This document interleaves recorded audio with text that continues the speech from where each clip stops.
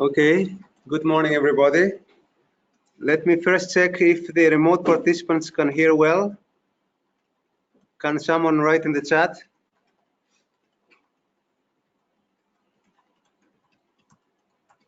I need to give you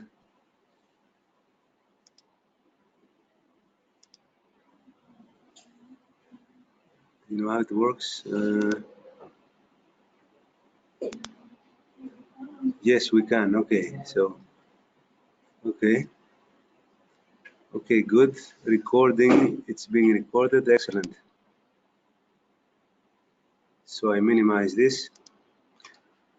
Okay, so welcome to this workshop. We'll be presenting the RDA outputs. A big thanks to Anthony for coming to Athens.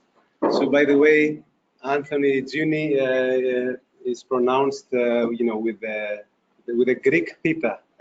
So it's Anthony, not Anthony. So welcome to all remote and people here.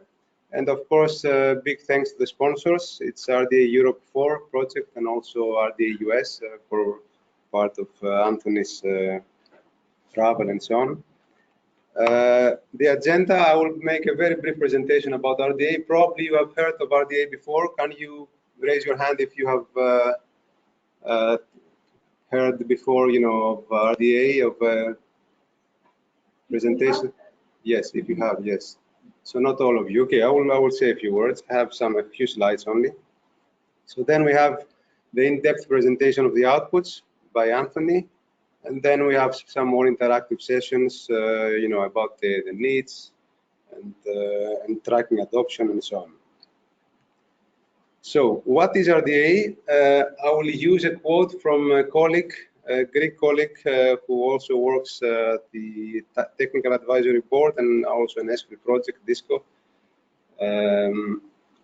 He said, RDA is a window where you can throw in problems around research data and data management and so on, and get a solution.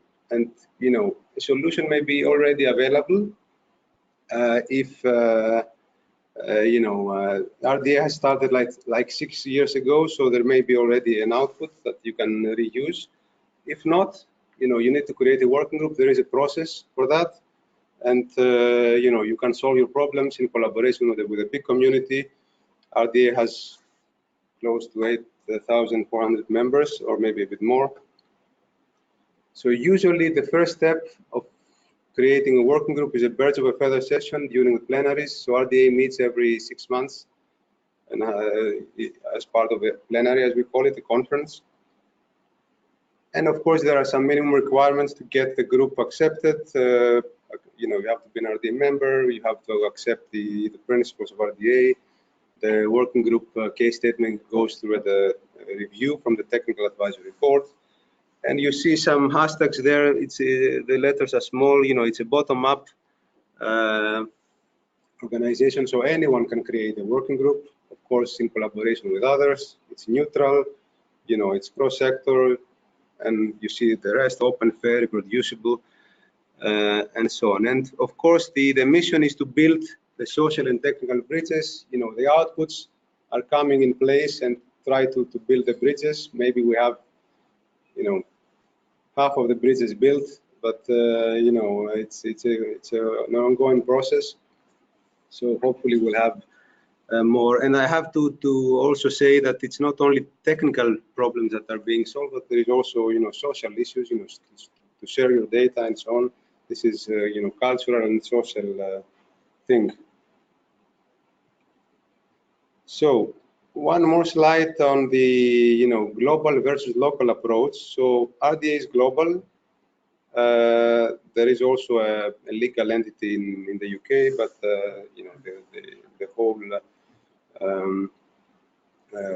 the alliance is global. You see a small map there. It's it covers 137 countries. It's amazing, all over the globe. You see Africa also, so many countries there.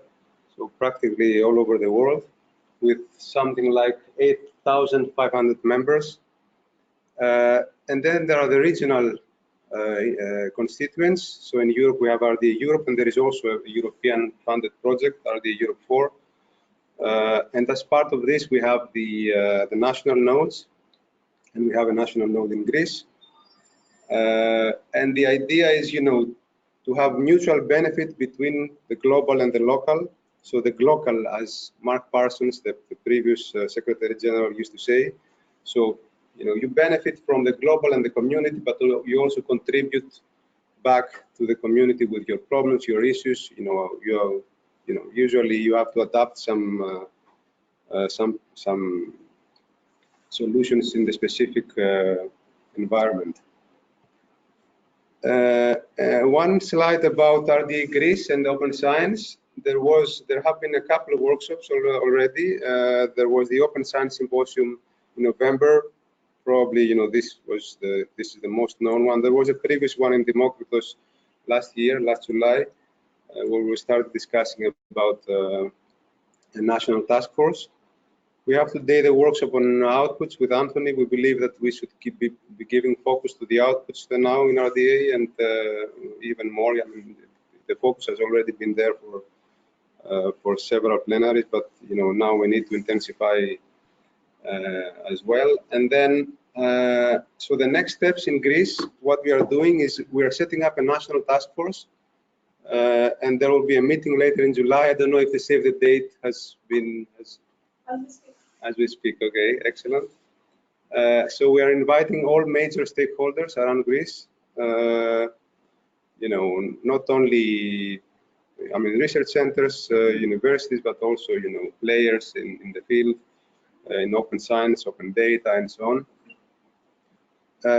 What will the task force be doing? We'll be working on a national strategy on open science, and I recommend to you that you check the French national strategy on open science.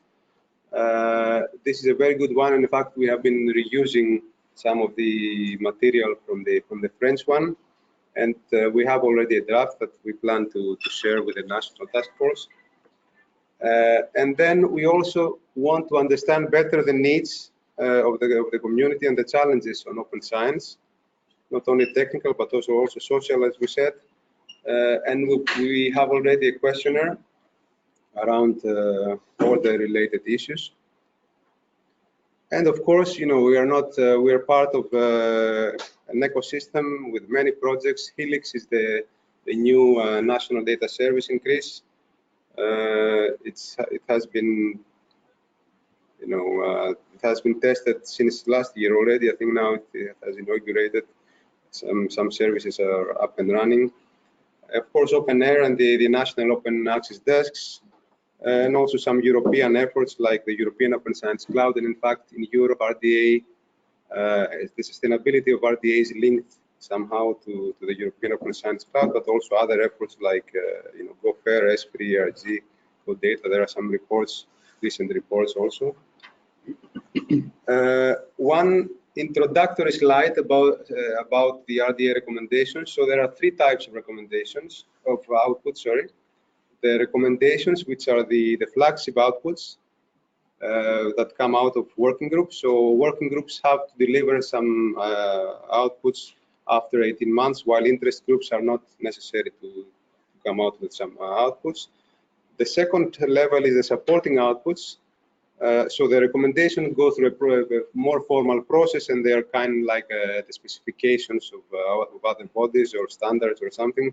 Supporting outputs are not necessarily adoptable. There is a process, so upon request, there is a community review and so on, but it's the one layer below. And of course, there are other outputs like everything else, workshop reports, survey results, and so on. These are not, they have no level of endorsement. So Anthony will be focusing mostly on the first one.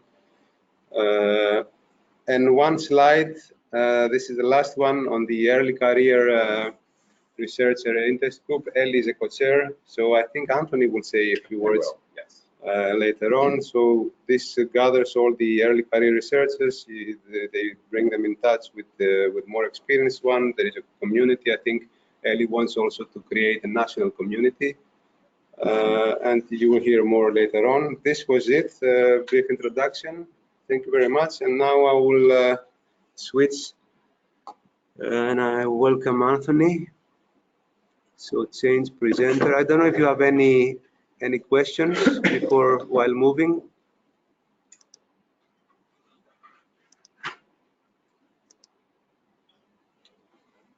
All right, well, actually, if you keep presenter on your machine, this way, since my slides are on there. Okay. That way, everybody in the room can see my slides and as well as people on the web. So we'll just keep you as presenter. Okay. And if you want to monitor questions, they're all up here. All right, well, good morning and nearly noon, everyone. Thank you so much, Fotis, for the invitation to come and speak to you all and to visit beautiful Athens. It's really an exciting time to be here, especially as you're all moving on your open science platform and open science initiatives. And it's also just a great opportunity and very exciting opportunity to interact with all of you as a community, to really understand your needs and to offer you a bit of introduction about what our organization is doing and what our community is doing most of all. And we would love to have all of you as active members of that community and really understand your needs. I made you the presenter, so this is a mistake. Sorry about this. No worries.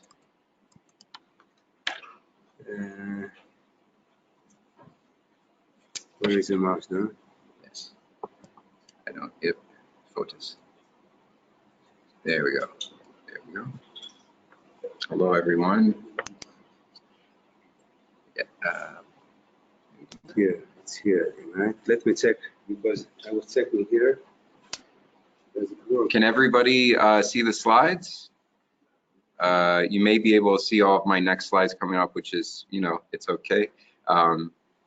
No suspense for any transitions that way. If everybody can hear as well, I think everybody should be able to hear. But so we'll be monitoring questions and chat. For everybody in the room at any point in time, as I'm offering an introduction about particular outputs or recommendations or activities, don't hesitate to raise a hand. We'll have some breakout sessions and some discussion sections later on about particular questions, particular domain opportunities. Throughout today, you'll hear about some adoption. So the aim here is just to offer a brief introduction about all of the outputs and recommendations that RDA has produced, as well as some adoption stories wherein those outputs are implemented within research centers, research cores, particular research projects, and that hopefully could highlight how you might be able to implement them within your own work, or you can maybe see some analogous research or analogous pipelines that you may be able to use these in. Demonstrate the purpose and impact of all the outputs, and throughout to categorize the outputs, we're going to be using the framework of a research data lifecycle. Is everybody kind of familiar of the basics of a research data lifecycle? I'll also provide kind of like a background of FAIR principles and open science and reproducibility in general. I'm going to be moving pretty fast through that just to understand where everybody's and just to make sure that everybody's on the same page as the background. But if you start getting bored and glaze over, I'm going to probably move a little quickly through that one just in case. In addition, this is a great opportunity to interface with you all face-to-face and really understand your community's needs and that align with existing work and ongoing work that we're doing within the RDA Secretariat. This is a task force of Marie Williams and Daniel Bangart, and all of this work is representative of us all. This is definitely a team initiative in supporting implementation of the RDA outputs and recommendations, and to really understand the existing barriers that are ongoing within particular stakeholders and particular audiences. So that's going to be a focus of one of our breakouts, is how can we support you in using these outputs and recommendations? How can you better understand? How can we support you in better understanding how people have used these in the past? So highlighting existing adoption stories, as well as how we can offer guidance through documentation, better metadata, better packaging of materials, hosting some webinars.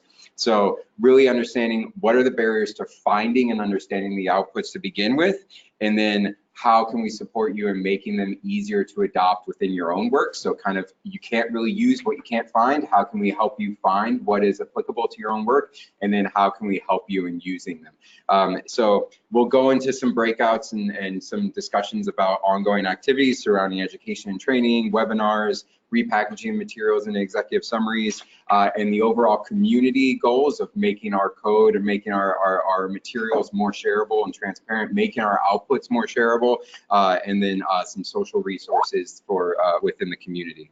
I heard a beep come through. I want to make sure that everybody can still hear. Okay, sounds good.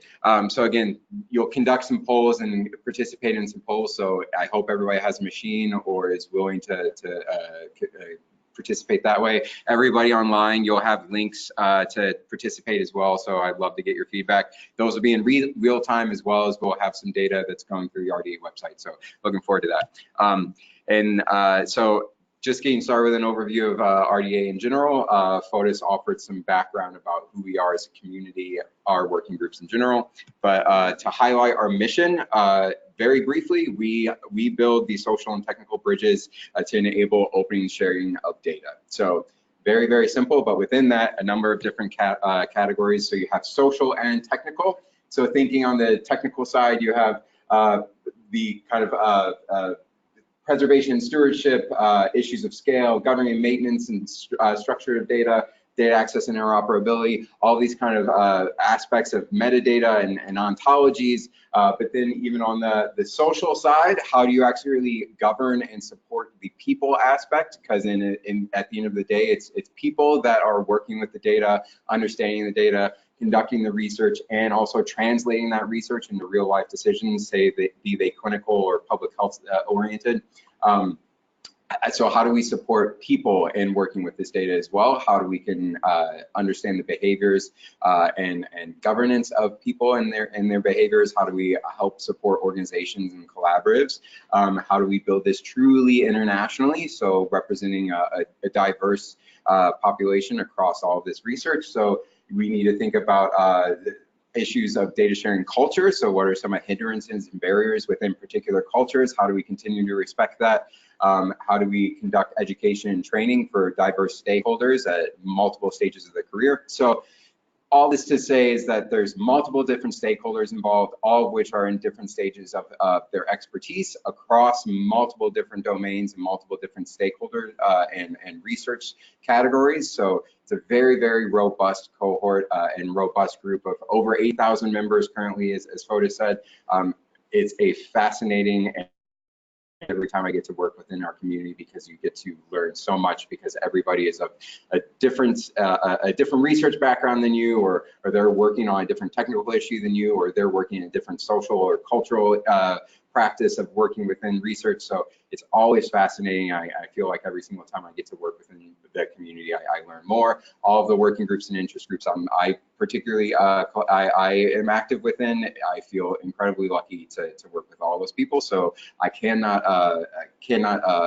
advocate for being a part of that community enough, because you really do get to see people that have their hands in the weeds of nitty-gritty details, from metadata and ontologies and working in high performance computing, to people that are really working on ethics and working with indigenous populations and data sovereignty rights. It's fascinating to see what sort of things you can learn. So our main vision is researchers and innovators openly share data. So what does this look like in real life across disciplines, across technologies, across countries, to address the grand challenges of society? So at the end of the day, our aim is that these outputs, these recommendations, and the work of our groups and the work of our community is actually going to support research and going to support research change and going to support global collaboration where data is at the heart of that. So this is crucial, from climate science to climate change, to things like the Sustainable Development Goals, to population health and public health and clinical research, to agriculture, to empirical humanities and social sciences, to linguistics. You have people that are working on really, really large, concrete, and difficult challenges, and it's fascinating to see how they all come together to collaborate in that. So again, we have multiple stakeholders, and this is to say that we need to change our focus from the responsibility of supporting research sharing and supporting research openness and transparency is not just for individual researchers. You have publishers involved, you have funders involved, you have policy and legal analysts involved, you have multiple different people that are involved in this initiative to make sure that research is open and transparent and shareable. So that's both within our working groups and interest groups, but also our mission and vision is that within this change of culture of improving research transparency and sharing, it's going to take the whole entire village. It's going to take the whole entire community. So that means every stakeholder within the research landscape, they have a responsibility to ensure that research is fair, open, and transparent. So how does RDA work? You heard a bit about interest groups and working groups from POTUS. This is just a brief and I think a helpful visualization to understand how we all come together as a community. So twice a year, we host plenaries across the world. Interest groups and working groups hold sessions wherein they all work together on what are their main strategies for within the next couple of months, or what are the main updates. Everybody comes together within those working group sessions and interest group sessions to continue that work or to start new work. We also have birds of a feather sessions where that's really at the emerging and nascent stage of an idea or a technical issue or a social issue. Where do we all want to come together and commit to a clear vision or a clear objective? So you have birds of a feathers that are kind of these emerging nascent things. You have interest groups that are more wide-ranging groups, such as the health sciences or agricultural sciences that are tackling multiple different diverse issues within that particular domain or technical technical issue. And then you have working groups that have 18 months to commit to developing an output. Those outputs are the things that we'll be talking about. So we have those working groups come together at plenaries, but then also have offline meetings and online meetings throughout the year. They produce their recommendations and outputs, and then our strategy and our aim now is to support getting those recommendations out of RDA and into the broader community through adoption and implementation support. To demonstrate this, one group within the RDA is the scalable data. So the dynamic data citation group, which is essentially you'll hear a bit more about that. The aim is how do we cite data that changes over time. They came together and produced their scalable dynamic data citation output, which has been implemented in multiple different scenarios, which you'll hear about today. But this is really just showing what that pipeline looks like from starting of the working group to working within and producing those recommendations to getting them out in the world. So you've heard a bit about who we are and the size of our community. I want to make sure that we recognize the organizational advisory board and multiple sponsors across our organization. But this is where we'll dive a bit more into FAIR principles. What is reproducibility? What are the main challenges within open science? Probably will move a bit fast here, so if you have any questions, do let me know. But let's get going. So data is not an asset if you can't find it, can't access it, can't really understand it, and you don't have it in the wrong form, so it's not interoperable and it's not preserved for a long haul. So the aim would be 10 years from now, you can revisit the data that you're producing today. You make sure that it's in a form where it's going to be interoperable and you can implement it into a new research pipeline with new computational environments. You can still understand it, so you're documenting all those processes there. You can still find it, so you can find discoverable tags and metadata to discover it, and you can still access it. So that means you can not only find it, but you have the rights to download it and reuse it if ethically viable. So again, so the F, you need to be able to find it. That means it's you can both find a persistent identifier and a clear identifier to find that thing, but then also you can query and discover it through persistent and unique identifiers or relevant metadata that documents what that thing actually is within a repository. Does that make sense, everybody? Okay. You can access it, so that means you have the rights and privileges to download and access that data, given particular ethical regulations, particularly in sensitive data or ethical reuse of intellectual property rights. You want to think about whenever you go to share your data or your code or your publication or your research outputs, you're thinking about how you are navigating particular legal and licensing rights about the reuse of that data and who can access that data. Our aim would be everybody can access it, but of course there are ethical guidelines. So as open as possible, but as secure as necessary. It's going to be interoperable, so we'll go a bit about some metadata and ontologies throughout today, but does everybody understand what the term interoperable means? Yeah, no, okay. So essentially you can share it across computational environments, you can share it and reuse it across software platforms. Also, when you're thinking about ontologies and metadata, you can crosswalk them. So you have a dictionary here, you have a dictionary here, you can find where those two overlap and link up. In addition, you can reuse. So when you think about reusability, if you can find it, access it, and understand it, the hope would be that you're able to reuse it. There's more complex issues there within reproducibility we'll talk about, because it's not just a single individual output. Often you want to think about workflows.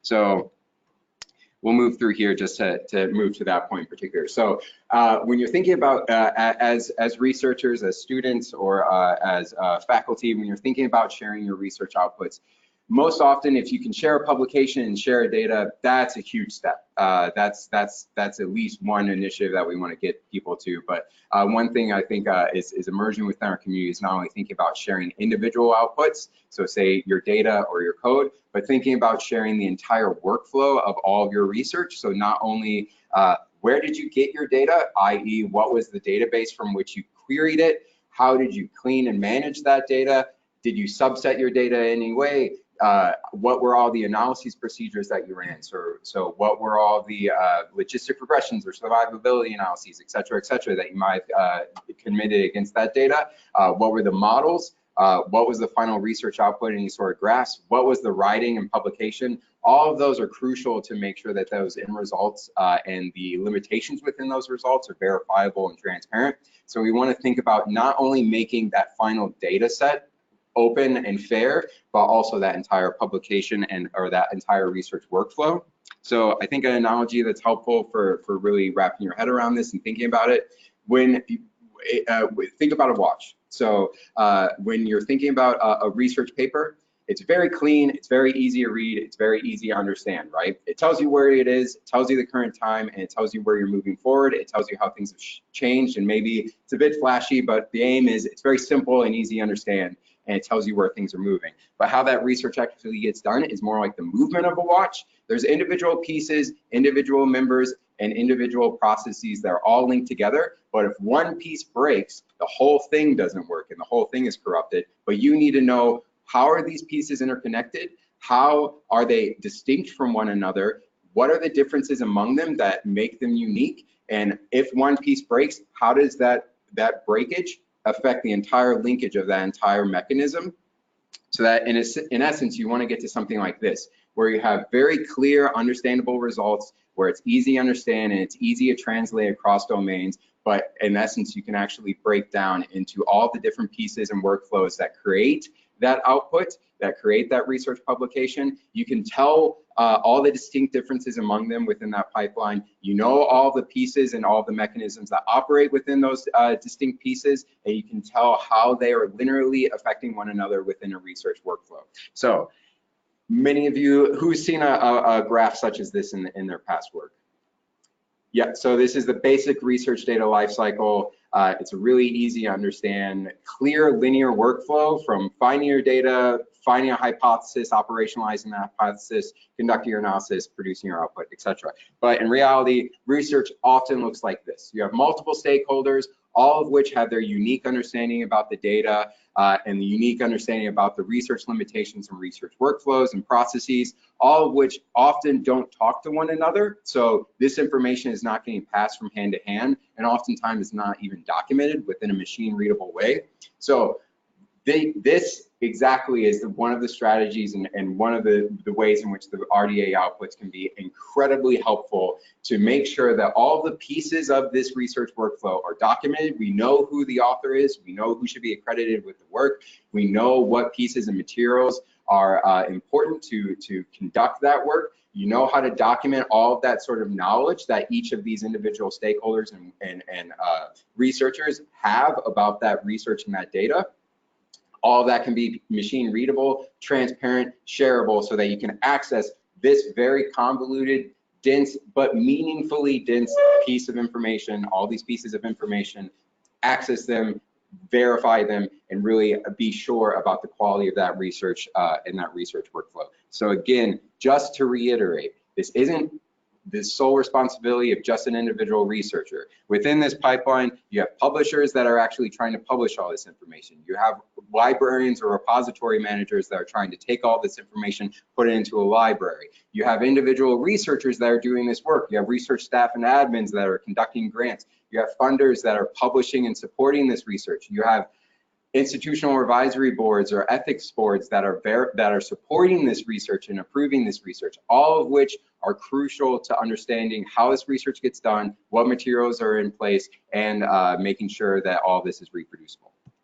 So now we get into the fun stuff. So now the aim is to understand how RDA outputs can be implemented at individual stages of this research lifecycle. Everybody on board? Everybody feeling good? Checking in? Okay. How's everybody online? Good? Okay. So everybody understands the issue. Now we're going to essentially dive into individual phases of that research lifecycle and discuss individual RDA outputs that can be implemented by diverse stakeholders to support overall transparency and fairness of that research workflow. So just to get us started, you're starting a research project. You know that data is going to be crucial, and you know that you might have to access some data and manage that data in some way. One useful RDA output is the 23 things for librarians. It's been translated into over 11 languages currently, so this is not in Greek, nor is this in English. So it's been translated in multiple different languages overall. So maybe we have a project now for you all we can all come together as a community and attempt to translate this in Greek. That would be incredibly helpful. So this is to demonstrate that the outputs, there's different levels of entry and barriers to entry. This is a very simple tool to use. It's essentially a package, a handbook of overall principles with links to resources and education modules and essentially demonstrating you're starting a research project. You know that you're going to have to manage some data. Research librarians are crucial and really helpful in that. This is a guidance for how do you interact with a librarian, what sort of knowledge might a librarian offer you, what are some resources you want to think about when managing your data, and how can you just start thinking about basic data management principles at the start of your project before you're 6 months in and you're managing your data and you realize, oh wait, we didn't crosswalk this ontology correctly, and oh wait, we don't know where to version control and integrate all of our data.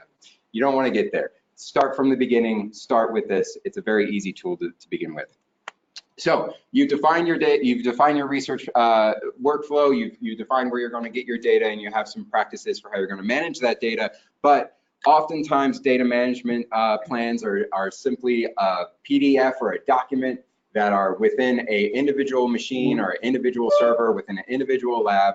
They're not very transparent. They're not very machine readable. And in addition to that, they aren't version controlled, and you can't update them in an ongoing fashion. So the aim would be, how do you essentially take these documents that are crucial to how this data is getting used, make it machine readable, and make it to where multiple teams can access this machine readable version of a data management plan, make changes, make updates, and make sure that, especially if you're working on a plan or a research project where there's multiple different international teams involved, all of them are working off the same central data management plan. They know that they're accessing in the most up-to-date and version controlled manner, and it's everybody can edit it as their needs apply. So it's taking something that is really often in a desk drawer somewhere, making it machine readable, making it open. All right, so you have your machine readable and non-static data management plan. You know that's aligned with best practices. Let's get some data. So you're going to start collecting some data. Fotis is actually a publisher on this, so Fotis was involved in this work, but this is another very, very simple tool to use, very low barrier to entry. What are some basic 11 principles that you want to think about when you start querying for data and finding data that you're going to use within your research? here's 11 quick tips.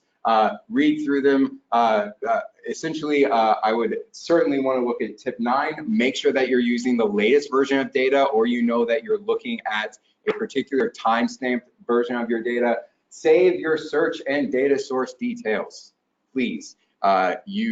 Just because you access data and you're starting to work and run some analyses, please tell other researchers how you access that data and there's steps that they can take to re-access the same data. We're going to go into dynamic data citation principles next, but that's exactly that tip number 7 is crucial, and people often don't think of that. So that's one thing I want to make sure that you leave here with.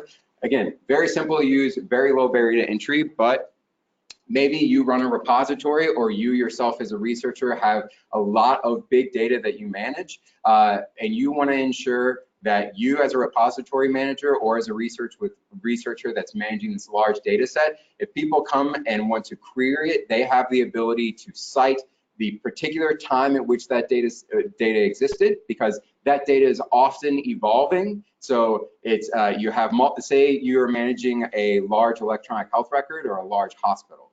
You have multiple patients coming in every day.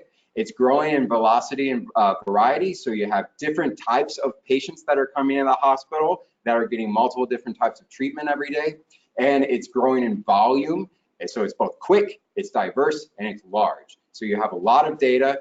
Now, if I as a researcher want to query that data, I want to ensure if I'm running a query for a particular type of patient or a particular subset of patients, I know the particular time in which that data was queried, the static state of that database from what was the actual cohort of possible participants at that particular time within that data. I can create a subset of data based upon particular criteria, and then I can then export that data as well as some basic metadata about the way in which I queried that data. So I both have the way in which I queried the data and the data itself, both of which are going to be assigned DOIs or persistent identifiers, so I can then share them and rediscover them at particular points in time.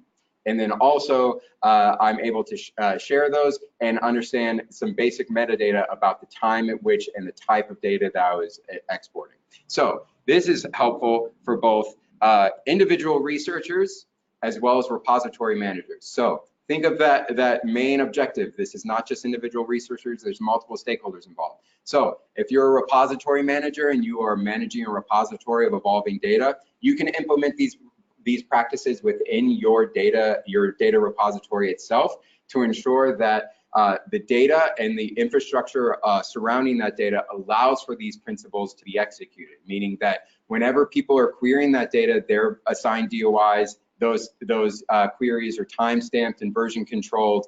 They're producing subsets of data that are assigned DOIs or persistent identifiers. All this is within a platform and within an interface for researchers to understand what data they're getting and what persistent identifiers and metadata are assigned to them, right? Or you're an individual researcher, you're querying for this data, you export data in a subset fashion from this evolving database, has a persistent identifier, has associated metadata. You then share that persistent identifier and data with another researcher. They then can take that DOI, query, reproduce, and get the same exact data, or within that interface within the repository, they can make additional subsetting or changes to that to those parameters which researcher 1 ran, and then create a new subset of data. Does everybody understand how that works? Yes. Meaning the schema for the actual data or the schema for the repository. No, there shouldn't be. I mean, to implement these, you would have to make some changes to your actual repository schema. Yes. Is that the question? Yeah. Yes. Yes. Yes. Yes. Yes. So the repository managers would have to make changes to their actual repository schema, allow for this metadata to be produced, allow for these versioning and time stamping capacities to be implemented within that schema, as well as for those DOIs and the minting process to be allowed within that schema. The researchers say you query, you produce an output in a data set. that schema and metadata you would be able to share with another researcher so they can understand when you queried, you were looking at these particular elements within the repository schema, you subsetted them in XYZ fashion within a particular parameter subset. This was the data that you produced. Here's a persistent identifier associated with that data and the query that you ran in order to produce that data. So I'm individual 1, I've produced a subset of data. I'm now individual 2, I want to create the same exact data or maybe change the parameters a bit. I'm using the same query. I query the database through this interface. I can now make some changes as well to the parameters, right? So everything evolves over time, right? Yes. So maybe. Yes, so the data itself is evolving as well. So say you want to update, you ran a query in 2010, you knew the subset and category of the repository at that time. You want to see what's the delta, how much have things changed since 2010. You use the same query parameters that was the DOI or the persistent identifier related to that query schema or to that query, rerun it. Now you can produce a new subset of data that is essentially same query, just different timestamp. You can see across the versions how things have changed. So that's one way in which you can do it. Or you can share that query with another researcher in another domain or another geography, and they can also query and produce the same data. Everybody understand? So these are overarching principles, very, very helpful. And then I'm going to walk you through essentially a domain specific. So here's a domain adoption example. Within the health data interest group, we have been working to essentially see how we can take this principle of making sure that all of the knowledge regarding how data is collected and managed, subsetted, cleaned, analyzed, and produced into a final research output, how that can be packaged within a metadata schema and shared with a research output. So thinking of all the different subsets of processes across that workflow for accessing data, cleaning data, and producing a final research output, you first need to name what the tasks are, show how they're associated, and then build subset schema to show what materials would be necessary to operationalize and reproduce those tasks. And then once you have defined what are your tasks, what are the related materials and pieces of information that would be necessary to reproduce those individual tasks, you now need a metadata repository so that you can share those materials and document those materials. So we worked within the Center for Expanded Data Annotation and Retrieval at Stanford University to produce these metadata templates as well as some basic JSON schema. JSON and RDF schema that allow for this these metadata to be exported and then deposited into BioPortal or deposited into NCBI repositories, as well as crosswalk to existing ontologies and metadata standards. So such an adoption case would be within the Odyssey research groups. These are multi-site epidemiological trials within the United States, so they do have international research projects as well. Essentially, you have multiple different health data repositories at these individual hospitals. You want to see how can you get the largest cohort as possible. So these researchers take their own health repositories, map them onto a common data model, and then everybody is using the same query structure to produce cohorts at each of these geographical locations, as well as reproducing the same analyses pipelines. So they're producing the same analyses results, and they're producing the same results to see how do they differ across these different different research geographies or research spaces, or these different cohort categories across these spaces. So in order to do this, you need to make sure that you're using the same protocol, you're using the same analysis pipelines, you're using the same query structure for producing your cohort. So that would be one such example where you can take something that used to exist in GitHub, drop it into a metadata repository that such as this. This is building particular cohort subsets within this large epidemiological trial. You can also link in the final research publication within this metadata schema, and essentially all of these pieces of information that are necessary to reproduce that pipeline end up in the same space and are in congruence with existing ontologies and existing metadata standards. So that's just demonstrating some ontologies that you can use. So how's everybody feeling? So we've gotten through collecting your data. We want to go now to describing your data. So this is where things can get a bit nitty gritty and technical. So we're going to be talking about some metadata. We're going to be talking about some ontologies, typing your data. Yeah, this is some fun stuff. People that love ontologies and metadata really love it. I love it as well. It's really fun. So you've collected your data. You want to make sure that you can describe it using appropriate metadata schema, metadata standards that are domain specific or issue specific or data type specific. So to begin this, how do you even find which metadata types are appropriate for you? What is the appropriate standard? So yeah, it's a very difficult question, right?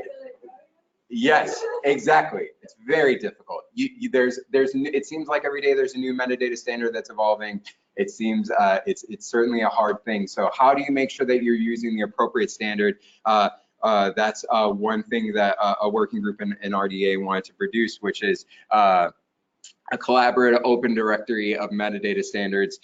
You can bring in, say, searching by domain, searching by particular data types, and you can find the appropriate metadata standards that are related to that data. So if you're producing a new type of data or a new subset of data, you can describe it with appropriate metadata. So it also really helps in crosswalking across standards as well. So you've described you have metadata standards to describe particular elements of data. Now also, especially in climate sciences or in particular sciences wherein sensors are highly relevant or in huge flows of sensor data, you need to be able to understand the type of data. So that means, what is the format of the data? What particular sensors or machines that are producing that data are associated with that type of data that you're retrieving?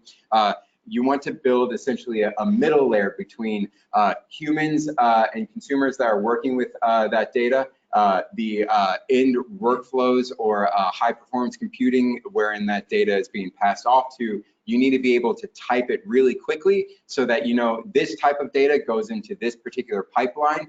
This data coming from these sensors automatically go into this particular analyses or throughput pipeline or this particular machine and server. And oftentimes when you have massive flows of data simultaneously, that can bog things down if you can't type them very quickly and define particular types of data. So what the DTR, the data type repository registries 1 and 2 did is essentially build a middle layer registry of what types of data exist and what sort of sensors and machines could potentially produce those types of data so that you can more readily and easily and efficiently type your data so that when you're passing off to machines or passing off to high performance or particular analysis pipelines, it allows that to be more efficient and effective, and also allows a level of granularity within your description of data. In addition to your existing metadata, you can now type your data and define any sort of typing metadata that's essential to define that data. Make sense? Kind of, good. All right, who here works with like sensors or climate data or climate research? Okay, so if we have questions about this, we'll get into it. In addition, if you're working, we talked about a large volume of data that's coming in very quickly, but what about really, really long data? We need a way of assessing the quality of that data, but also the types of databases that are good at working with long array data sets. This was a working group that defined a way of assessing the appropriateness of particular databases or repositories for working with long array data sets. Okay, so we talked about, say, sensor data. We also talked about how to define your particular metadata types. Now let's talk about, particularly in the physical and life sciences, you have actual physical collections of data or physical materials and then digital collections that are associated with those physical materials. So say you are a oncologist or a surgical pathologist, you're producing tissue samples from which you are running microarray analyses or any sort of analyses that produces digital data, but then you also have that physical tissue sample that you want to make sure that you're archiving, describing, and preserving in the same FAIR principles, right? So both of these are related to one another. You want to make sure that you're linking them. There is a process of analyses or some sort of research process that is synthesizing this physical sample into a digital sample. So you want to make sure that you're clear on the method that's creating this digital object related to this physical sample. And then you have agents that operate within that physical entity, the activity, and the final digital output.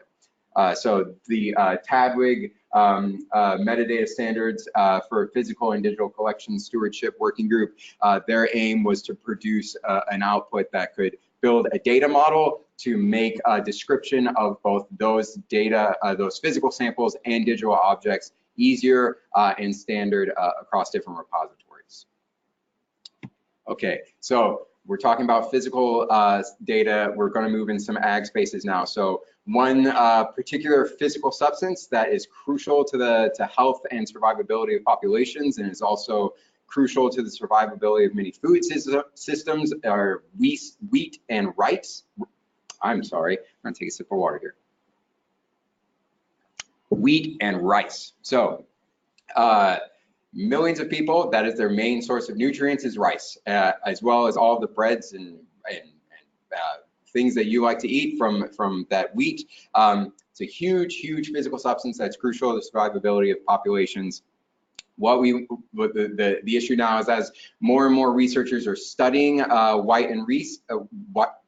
wheat and rice, you're now developing many different ontologies for describing particular genomic types of wheat or rice, as well as metadata schemas for describing that. So the wheat data interoperability guidelines, as well as the rice data interoperability guidelines, are a website for making sure that you're using the appropriate ontology and metadata schema for describing your wheat and rice and any sort of analysis pipelines that are associated with working with that data, and make that more discoverable and easier to use, so that you're making sure that you're all using interoperable standards as you're studying these highly meaningful and important physical substances, as well as the digital research associated with those physical substances. So again, within the ag space, we have a group that is working around Agri Semantics. So they wanted to define the basic issues and solutions surrounding making sure that all of these researchers and all of these food systems and farmers and people that are working with agricultural data and agricultural physical samples, to make sure that they are using interoperable and transparent documentation around all of their digital work around these substances. So what are the particular research practices each of these different stakeholders are conducting? Why are they important? And what sort of interoperability practices could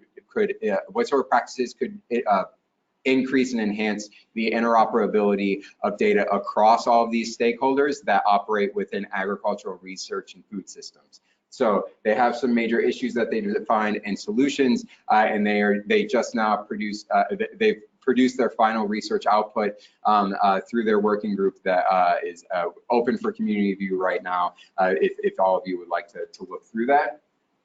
So essentially defining the semantics and interoperability practices around agricultural data.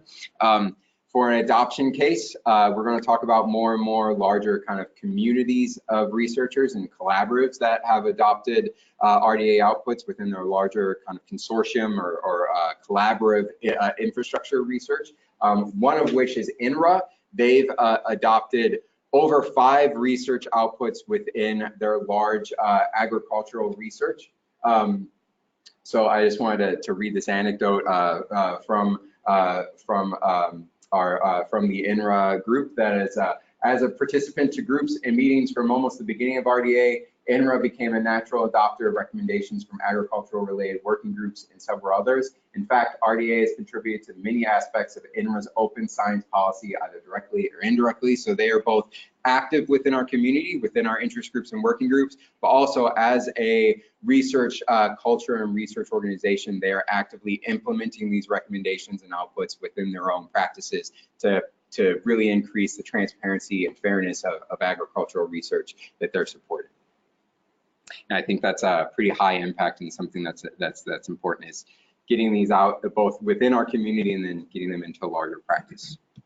One final output within this describing data. So you have described your data through particular metadata, you've typed your data, you have made sure that it's interoperable across working groups or across different stakeholders. But really what you need is kind of like a middle layer that allows you to understand what are the things of concern when you're trying to broker or crosswalk data or make data interoperable across stakeholders. So what are the issues that you want to make sure that you're aware of when you're attempting to broker data or pass data off to another stakeholder? What are these sort of resources and tools that might be appropriate and applicable to those processes? The Brokering Governance Working Group produced an output to support those sorts of activities of really making that crosswalking or making that bridge building across particular definitions or particular semantics more effective and efficient and granular in process. So we've gotten through describing our data. You're running some analyses, and now you're moving into maybe you want to share your data. So this means you need to make sure that you have some persistent identifiers. You're storing it in a well-trusted repository. You're preserving that data. And ideally, if you have multiple research outputs that we've described in beginning, you have your publication, you have your code, you have your data, you may have some really fancy graphics that you produce, you have some models. You want to make sure all of these different outputs, you're able to link them together, and then also ideally link them to the institutions or infrastructures that support that research as well. So multiple things to define, share, and link. Let's get into it. So one major problem is that there's really no kind of core common data model across all repositories or institutions, right? I see some faces nodding. So yeah, there's no common data model. When we talk about digital objects or we talk about data, what do we actually mean? What are the materials that are crucial to make sure that you're storing all of the things around that digital object that are crucial to preserving it? And also crucial, this is discovering that data and rediscovering that data.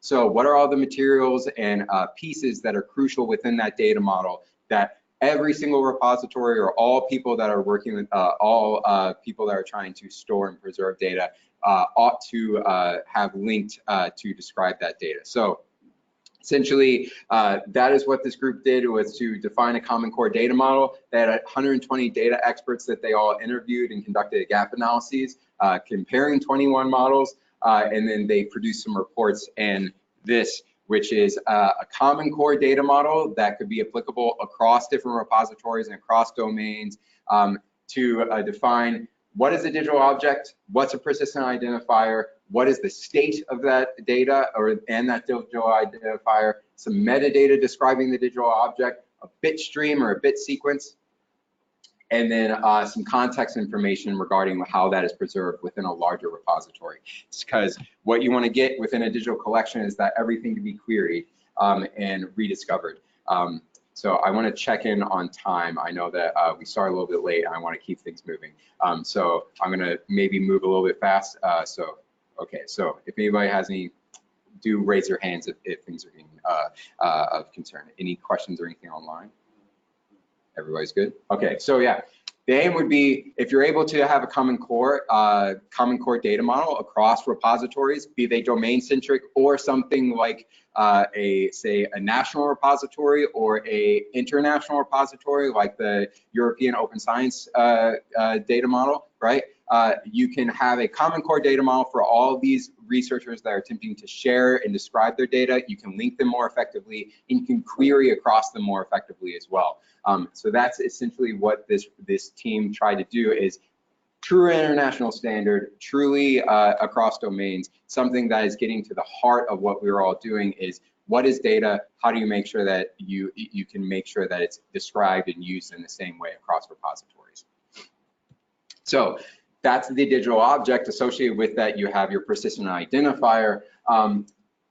Multiple persistent identifier types, right? So everybody knows of URL. Most likely you know of DOIs, you have URIs, you have multiple different persistent identifier types. So remember, typing your data, that output that is a middle layer for quickly identifying what sort of type of data is this, so that you know which sort of analysis pipeline to pass it through. This is a very similar output where it's essentially building a federated registry of what sort of persistent identifier types exist, how are they associated, what might be applicable, and develop a conceptual model of all persistent identifier types and make sure it's searchable. So you now have your persistent identifier, but maybe what you could do, and this is what the PID kernel information group is doing, is try to wrap in some basic metadata within that persistent identifier.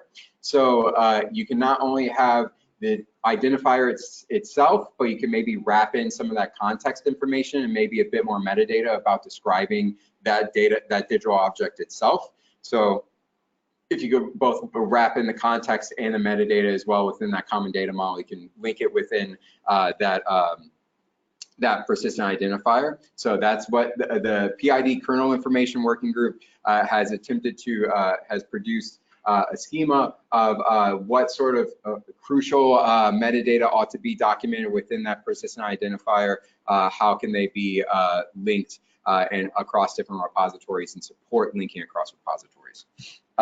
One output that I think is really impactful and really demonstrates how all of these can work together is the robust persistent identifiers project, also known as RAPID, which has implemented multiple different outputs from the RDA working groups and interest groups. So they've implemented persistent the PID kernel information, the DTR, the data type registry, the PID registry, and essentially trying to build a middle layer wherein you have all of your digital objects and you have the repositories where they reside, and you can build a middle layer for wrapping metadata and wrapping persistent identifiers and wrapping some typing information around those digital objects so they can more readily pass them through high performance computing centers or cloud computing centers or different analyses pipelines. So essentially building a middle layer between the digital objects and the machines that work with them.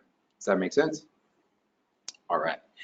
So this work is done out of Indiana University by a very active RDA member named Rob Quick and his team. And if you'd like to learn more about it, do let me know, and we can put you in touch with people. But very interesting work. All right. So you've described your data, you've typed your data. We're going to move pretty quick now because I recognize. So we're going to get to disseminating and sharing some data. So the data description registry interoperability is that essentially you often have multiple different silos of research repositories. You don't have a common core model for linking those repositories or ways in which, so if you can have a common core data model for describing the data that exists within those repositories, you also need to know what should be the standards for linking the data across those repositories, right? What they attempted to do is build a one-size-fits-all solution, essentially, of, So they attempted to build like a one-size-fits-all solution for linking across these repositories using the ways of describing that data.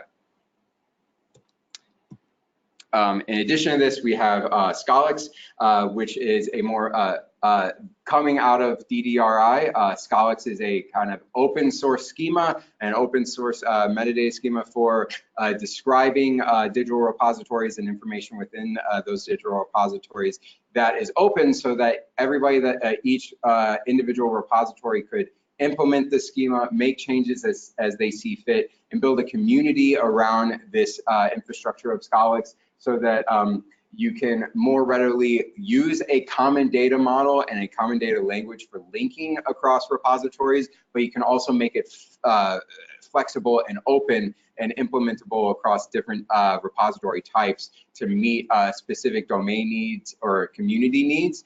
And you can be working essentially using the same language, but having a bit more flexibility in how that language can scale to your own particular needs, so that you can support linking the papers or publications, the code, the images, all these different data types and research outputs that might exist across different repositories. Build a common language so that you can link them all together as well. But each of those different repositories have their own specific schema that might meet their needs. That's mapped upon this common schema of Scholix. Make sense? Okay. So we're able to link and describe data within our repositories and registries, but what we also need to do is make sure what are the policies governing those particular repositories and registries. How do we make sure that they're transparent and machine readable? Much like those data management plans that we described before, how do we make sure that they're machine readable, they're enforceable across different repositories or across different stakeholders within that repository? You can validate the criteria within those policies, and also you can discover and share those policies with users that are using that registry or that repository. So the practical policy working group is, they attempted to make more machine actionable templates that are focused more on the registry space or repository management space. And this led into something that I think would be very interesting or might be interesting for the community is Core Trust Seal. So building off of existing work within the policy guidelines. So what are the appropriate ways of assessing the trustworthiness of a particular repository? What are the policies that govern that, and how do you make sure that they are open and transparent and shareable? How do you make sure that they are interoperable across different sites? How do you make sure that they are actually managed for a long preservable period of time and in line with existing international standards? So this was building off of the Data Seal Approval Standards, the International Science Council Standards, the World Data Services Standards, and associated organizational standards such as ISO and NIST, and work that was ongoing within RDA. So essentially, how do you take all of these existing standards, build them into a common standard for assessing the trustworthiness of a repository, and then build a community of practice around that as well? I want to make sure if there's any questions about this.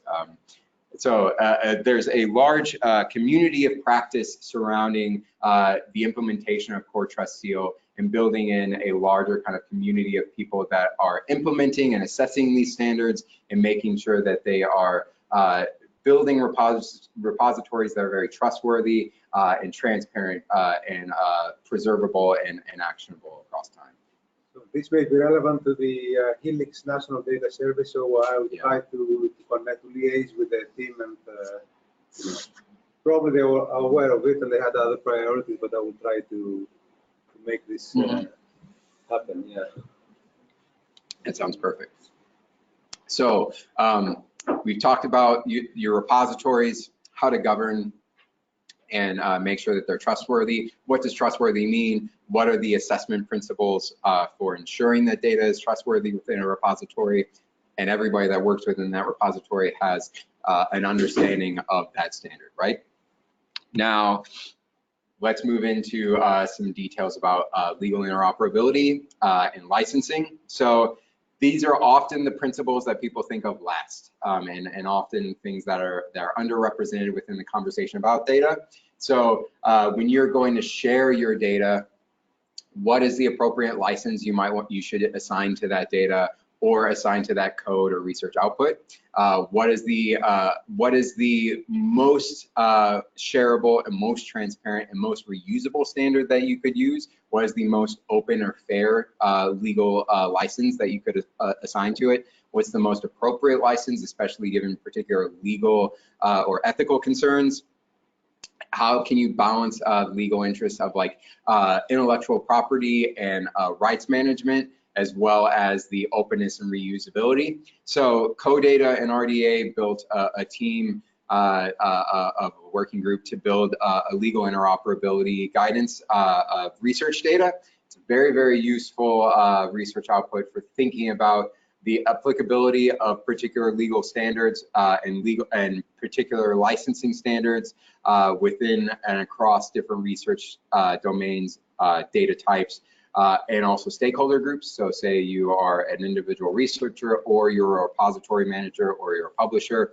How do you ensure that you're implementing the legal standards that are most appropriate and most open within your own data? And also, I think this is something that's particularly crucial for interoperable and international research. So something that's very, very useful within the RDA community, and something that I think is really a value of our community, is that people are often doing international research where they're navigating different legal constraints within each of those international regions. So say if you're working in areas of Europe, you have to work with the GDPR if you're working with health data, whereas within the States, we have different legal guidelines for the collection, management, and reuse of that health data. How do you make sure that you're going with the correct principle and the right principle based upon the international regions involved within that research, and also kind of aligning that with the mission of making your research fair and open and reusable and transparent. So this is a guideline that really helps in thinking through the issues that are appropriate there and associated there, and allows you to kind of dive into some details there. So once again, let's reiterate that this is not only the work of individual researchers, but you have publishers involved as well in supporting fair, open, and transparent research, right? So funders got together and, publishers got together and built the Journal and Publisher Research Data Policy Master Framework. What this is essentially a maturity model for thinking about data availability statements, and ways in which that maturity model can demonstrate different spectrums of fairness, openness, and sharing within data availability statements, and also policies that govern publishers in enforcing data sharing and fair principles within individual authors that go and submit through their journals. So it includes, like, are you actually making your data citable? Are you making and assigning licensing to your data? Are there particular README files or metadata or data dictionary that are associated with that data whenever you go to publish it? Publishers got together across their own spaces. So usually publishers might be operating in silos. They all came together and said, okay, we're disseminating this data and we're putting this data out in the world and we're putting this research out in the world. How do we make sure that we're all on the same page and we're all working on the same standards for what we ought to enforce within our sharing of research data and within our data availability statements? And that's essentially what this objective was aimed at. So in addition to that, you need to think about, you're not only taking this data and putting it into a publication, but you're running it through a peer review process for checking the quality of that data, making sure that all the associated materials of that data are linked and interoperable and reusable. I want all of you to think about this also as individual researchers, not just as publishers. So when you are conducting a research project and you're nearing that end phase, and say you're going to pass something off to your PI, or you're going to pass off something to a journal, think about, are you practicing all these same practices within how you are sharing your research data and also publishing your data? So this is a very, very helpful guideline and workflow, not only for publishers that are going through the peer review process around that data, but I think it's also very, very helpful. I know that's been helpful for me for thinking about when I'm sharing data, and I think it might also be helpful for you all. And it's showing how these can be applicable across different stakeholder groups. So thinking could you go through the same process with your research outputs? Do you have all your code? Do you have all of your data? All the metadata are generated related to it, essentially passing through all of these processes as a librarian, as you're guiding researchers and preparing their research data, or you're ingesting research data within your repository. Again, multiple different stakeholders involved across this landscape.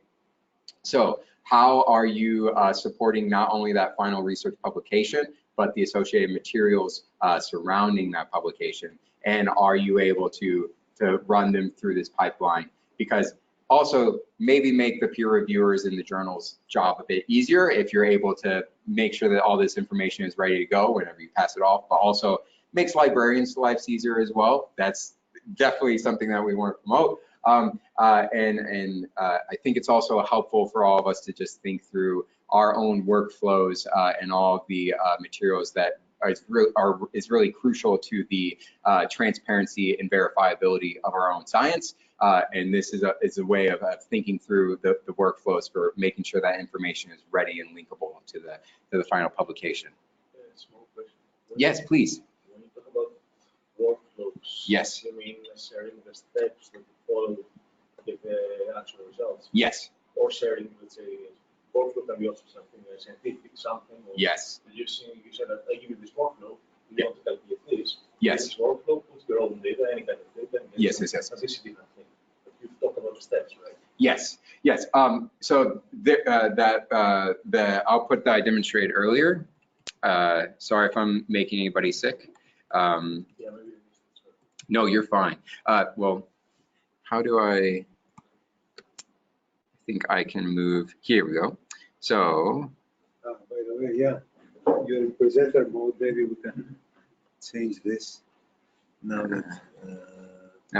No, yeah. I just want to scroll up to a particular. No. Anyway. All right. So where were we? So, yeah, here we go. So, no, there we go. So this output, right, and this thinking is really that particular research workflow. So, but also in regard to this are, they're technical, they're still scientific, but they may not be within the analysis pipeline. It's the kind of practices and governance of collecting data, managing that data, cleaning that data, subsetting that data, etc. Those same workflows and kind of protocols and governance around how to implement those steps, I think would also apply and exist within the publishing data workflows. So the publishing data workflows are really like data management practices and what are the protocols for versioning particular data, say your code, your metadata, your actual data, how are you versioning that and assigning particular language around it? How are you wrapping those in files? Those sorts of protocols, right? Does that answer your question? This one is more focused on workflows surrounding like analytic and scientific and research workflows, but I think it's not really an apples and oranges. They're very, very much interrelated. Yeah. So exactly. I'm very glad you said that. They can be used together. All of these can be used. That's also the aim of demonstrating this in like a research workflow. You can use all of these outputs together. We're going to get to that. I want to touch base quick because there's still more to come, and then we're going to break out into working groups. But how's everybody doing? Any questions? Any other questions regarding any of these that we want to revisit as we're going? Any questions about particular topics or domain issues or research issues? All right, everybody feeling good? All right.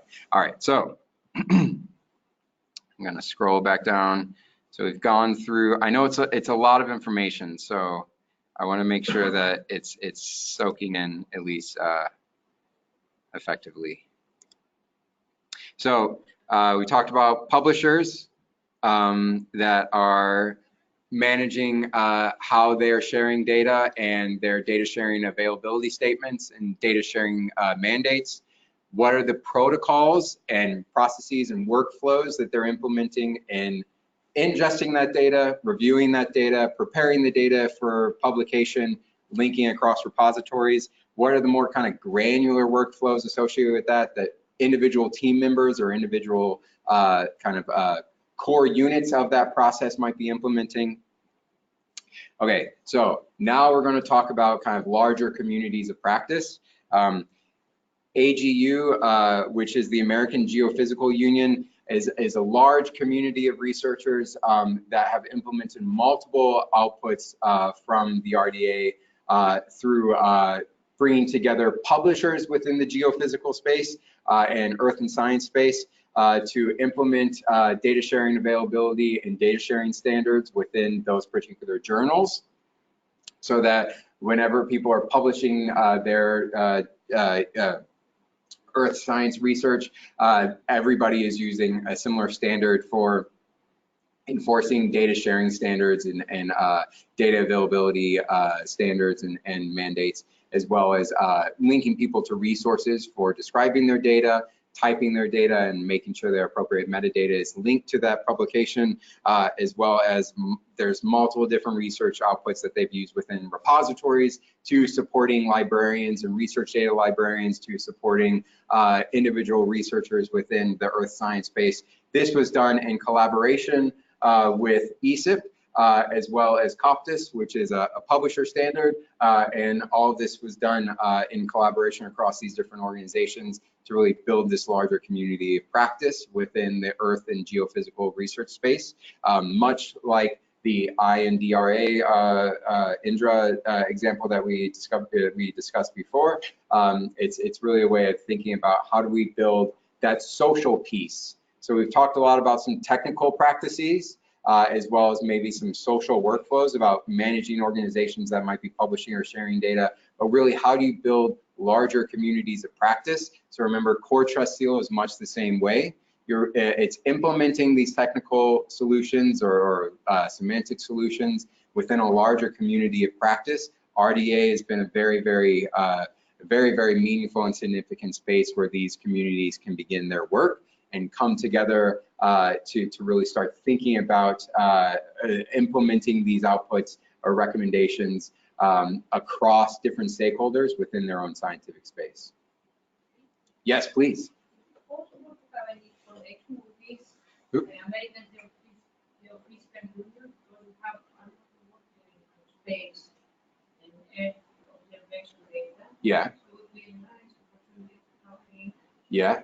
Shelley, right? Shelley Stahl. Yeah, so this work was done by Shelley Stahl as well. Lynn Yarmy is very, very knowledgeable in this work as well. And then any questions, we would be happy to kind of coordinate that. But yes, this was Shelley Stahl. Yes. We have a lot of strategies nowadays in European community in space, and that's organizing new projects because in RDA and national university being space data and space services. Because since we are very connected to RDA, we can have a link in Greece. Yeah. It's a lot of requests of communities approaching, so it's a nice idea to approach. Yeah. In order to have common data and data. Yeah. Strategies in the methodologies. Yeah. Please do. We can talk about that more in a bit more throughout the day. But we have a number of different communities that have been really kind of building a community of practice around multiple different outputs, and that's what's fascinating to see. So say within the paleobiology space or within the physical samples of biology research, you have a number of people that are working within the paleobiology data repository. They implemented the dynamic data citation practices, and now they have a whole community of researchers that are attempting to make sure that they're citing their data and citing their queries, and as they're sharing their data within this paleobiology database, they're doing the same thing. Peter Fox and the DCO, Deep Carbon Observatory, people that are working in carbon and climate data, are similarly doing building the same community of practice around implementing this research. There's a number of different researchers within the climate space that are doing the same thing, that are building a large community of practice surrounding using these outputs within their repositories or research workflows, or within describing their own individual data. So it's really, really fascinating to see. My background is in epidemiology and biostatistics and public health and biomedical informatics. So it's wonderful to see how multiple different health science teams have spun up and are starting to build communities of practice about the use of these outputs and applying them to our own sort of research needs, but then also building a diverse stakeholder group within the health data interest group or the health data working group, where we're talking anything from indigenous research and data sovereignty and development work, and work within sustainable development goals around food scarcity and health and survivability, to people that are working in machine learning and high performance computing of health data. So it's fascinating to see how these communities come together and collaborate, and how these diverse perspectives really build something that I think is useful for a larger research community. So Fotis mentioned this. I want to open this to see what questions you have about this first. And also to see what we'll talk more in the breakouts about particular kind of domain practices that you might have questions about, or how you might be able to get involved in RDA. CoData has multiple, CoData aligns with RDA within our summer schools. CoData and RDA host data science summer schools within low and middle income countries. They have one coming up that's going to be hosted in Trieste in August, that will bring about 30 to 40, sometimes 50 student researchers that are anything from graduate level masters to PhDs to postdocs to researchers that have been in the field for a while and want to come back and learn some more. But the focus really is building a core team of teachers and teachers and facilitators when this started. But since then, every time it seems like we're getting more teachers and more students and more faculty that are interested in bringing this into their own domain. So that sort of model of learn one, do one, teach one.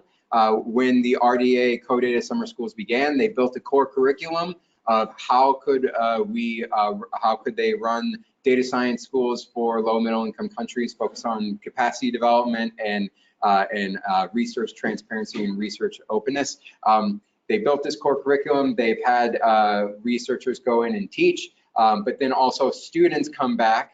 So they teach that first cohort of students. The next year, students came back as teaching assistants, and students were then teaching assistants and working in the classrooms. Then they went back to their own homes and their own universities and their own cohorts and their own populations. They spun up schools within their own spaces, and they're now running schools within their own universities or within their own homes. But then they come back every year, and now some of them are faculty, and they're now teachers. So it's wonderful to see. It's one of the most fun experiences is seeing how students have. It's a real meaningful impact of seeing how students become teaching assistants, become faculty themselves, and really see how this is growing a larger cohort of people who know how to participate in this sort of, and really also representing the diverse research needs of diverse populations. So those are the CoData RDA summer schools, as well as education and training on handling of research data interest group, which is also aligned with education group within the library sciences. So Ali, if you'd be interested, yeah. So we can talk more. So there's a library science training, a library training interest group. Apologize if I'm getting that name wrong, but we can make sure that the right name. But then education and training on handling of research data interest group, which is a larger sort of how do we build curriculum and education surrounding these FAIR principles, implement them for multiple different stakeholders, and get people involved who have a background in pedagogy or have a background in supporting researchers, and make sure that we're representing all of those different needs. So I was telling Anthony yesterday about the ACM summer school that ATHENA is organizing. Yes. And in fact, it's next week, Yeah. so maybe there is some collaboration, Mm-hmm. or maybe the next one takes place, it's a joint one or something. So Yeah. I will liaise with the people here and see. Okay. Yeah, yes. Short answer, yes. So as far as, so these are kind of how we're reaching in to support education and development. We also have an early career professionals interest group, which is incredibly active. Yeah, so the early career professionals interest group within RDA has anything from postdocs and fellows to people that are kind of early in their career stage, to even people who are just well seasoned and know about RDA but really want to help support early career professionals. It's a wonderful community and really helpful for kind of finding your own niche and your own way of navigating RDA, but also navigating emerging sciences and data in research and data, or in librarianship and data publishing. So it's really, I think, a useful group. And let's talk about that more, but then also some opportunities for potentially becoming more involved within RDA as an early career professional. Any questions surrounding that in particular? Ellie, are you involved in the early career professional? Yes, you are? Oh, fantastic. Co-chair, yeah. Of course. Oh, wow. Yes, so shout out. Yes. We have monthly meetings. Ellie, do you want to come also here Yeah, close please. by, because Francois is saying that they cannot hear you very Yeah, well. you have the co-chair in the room.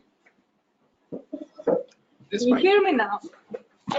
So I was saying that we are organizing some monthly events, some Ask Me Anything meetings. I should be. It's okay, yeah. Yes. So these are done through a GoToMeeting, GoToWebinar. It's remotely participation. We are gathering the two main groups that the Early Career Research Interest Group is comprised of. The mentors, we have a group of mentors from the University of Oxford, from TU Delft, from different disciplines and different institutes, who are very willing and happy to help our mentees. And we also have some people that want to just know more about RDA or want to promote their research and get to know other people, or sometimes they want to practice their oral skills, or they want someone to just see their work and evaluate, get some feedback. So this is what we're doing. You can have a look at their website, and I'm happy to also talk with you later. Okay, thank you. Great group. All right, any questions online currently? No. No. Trying to see. So I can give you, yeah. Yeah. Francois said that it's difficult to follow the online discussion because they can't hear anybody. Yes. So the people talking from the back. Thank you, Francois. We'll make sure to bring everybody closer to the mic moving forward, especially during some of the breakouts. We'll see how we can facilitate that better. So that is an overview right now of all of our outputs. So lots of information to cover.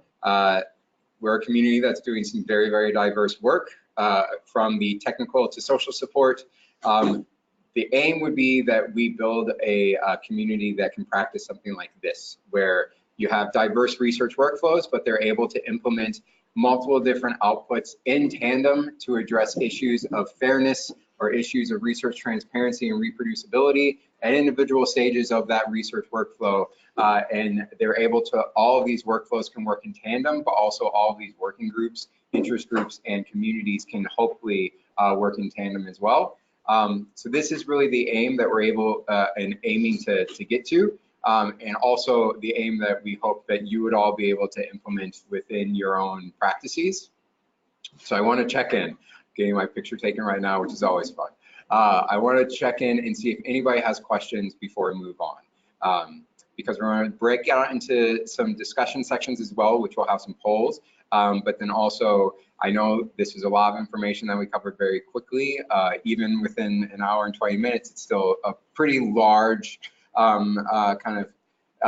large organization, and it's a large kind of diversity of outputs that we're going through. So I want to make sure as we're moving, just any questions, there's no bad question, there's no dumb question, there's no wrong answer, just want to check in first. So how's everybody doing? Check in about particular outputs, particular interest groups or working groups, or do you have a topic of interest that you're working on that you want to see what might be the spaces? So this is our first community poll. So if you have a machine or if you're online, yeah. So I'm going to make sure that this is active, but if you have a machine online, you can jump on, and this is going to be ran through Slido, so it'll be in real time, so we can see you get to vote on 5 outputs of interest. I'm going to make sure this is active, so as I move here,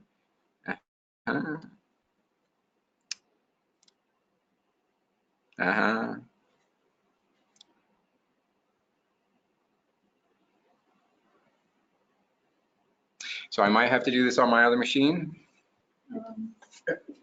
Is it not working on there? Yeah, so I have to do this on here because this is my account. All right.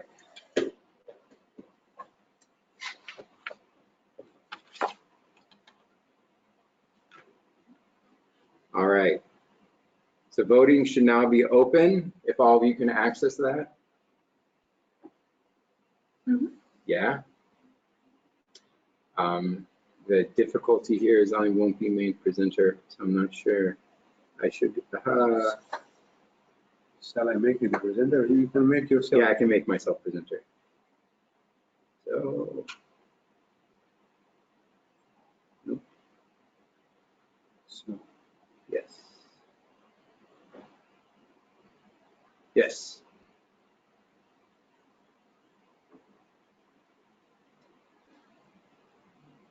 So, is anybody able to access?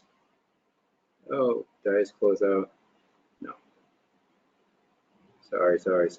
There should be a shorter link, no? But anyway. Yes, a bit.ly. No, but you can go to Slido. You can go and vote. So you're able to access it?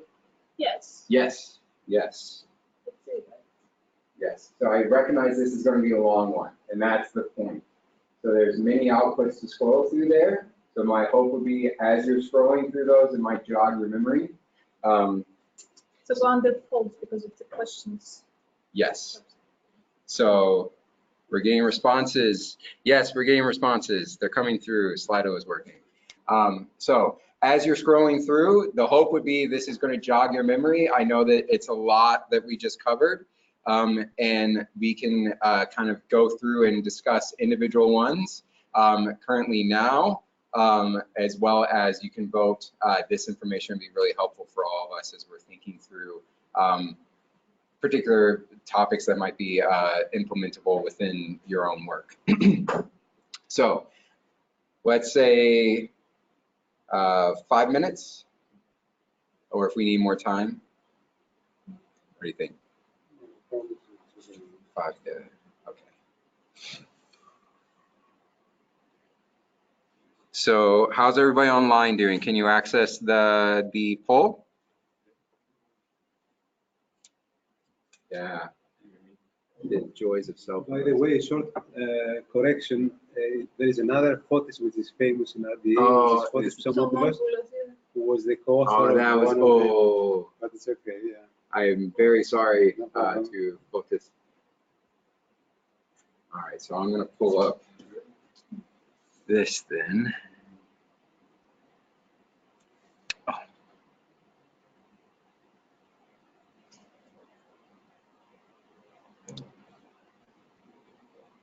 No? Is core trust still there somewhere? Yeah, It should be. I think it's the first one, right? Oh no, it's not.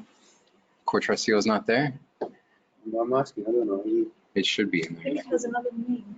Yeah, it might be the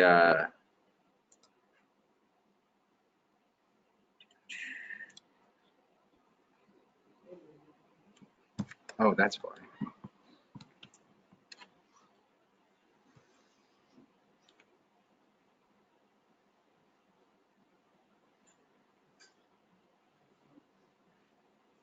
It might be repository audit and certification.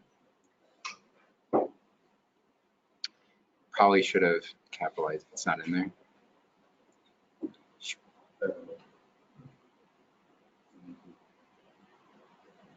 No. Okay. I'll update this. But also this is, okay, so core trust seal sounds to be one that we have questions about and we'd like to hear more about within the community. As we're moving. It's up to 5, right? Yes. I'm also trying to see why we're not able to display. You want to Display display this. this so that we can see on the projector. Where is the link? No, just so that we can see on the projector, the GoToMeeting screen. It polls, yeah. I think this might, yeah. Yeah, okay, I'll go ahead and just work through this just to see well. Oop. I'm also going to vote just so that I can make sure it's working.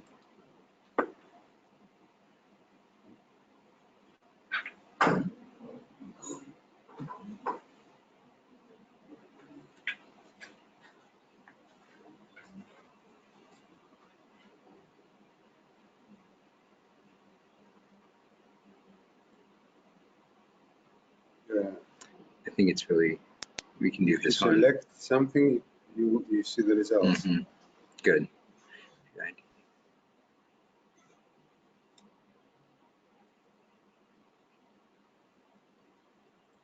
Metadata standards is probably 60%, right? Yeah. So the metadata standards directory.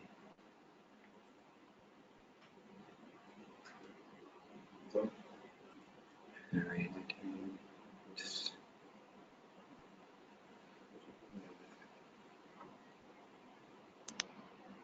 I just want to get something in. Let's do that. Okay.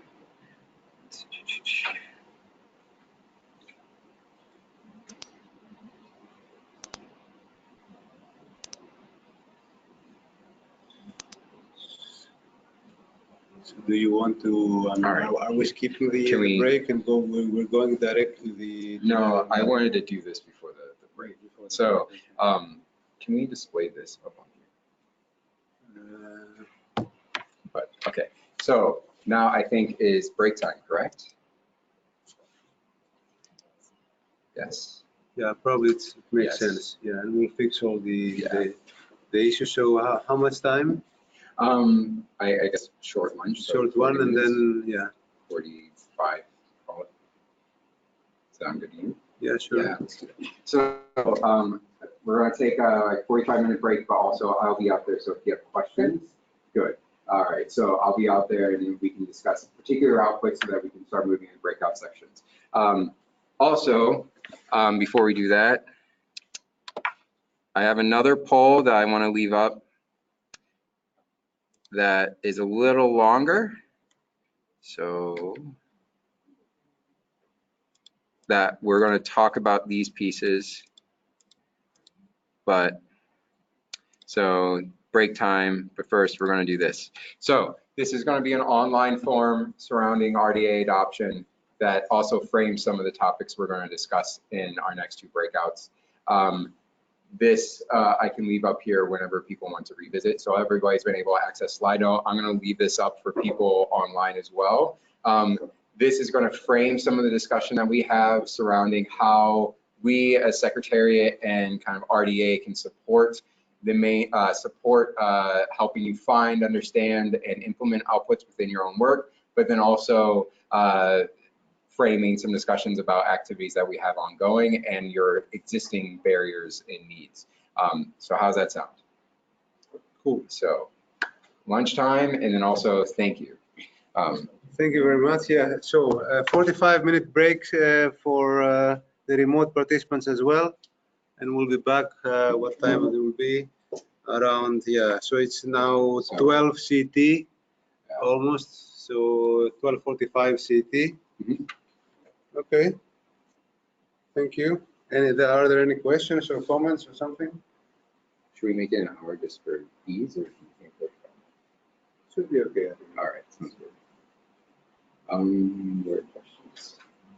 So is Sarah online to ask whether we should stop?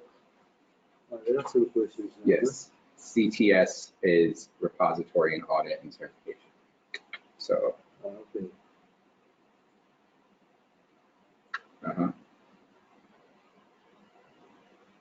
Yes, I can send. The URL of the form.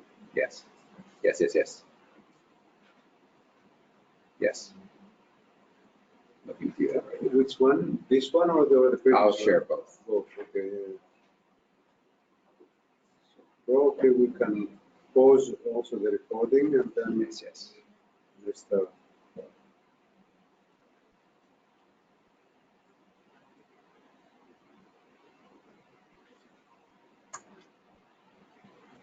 No, not too great yet.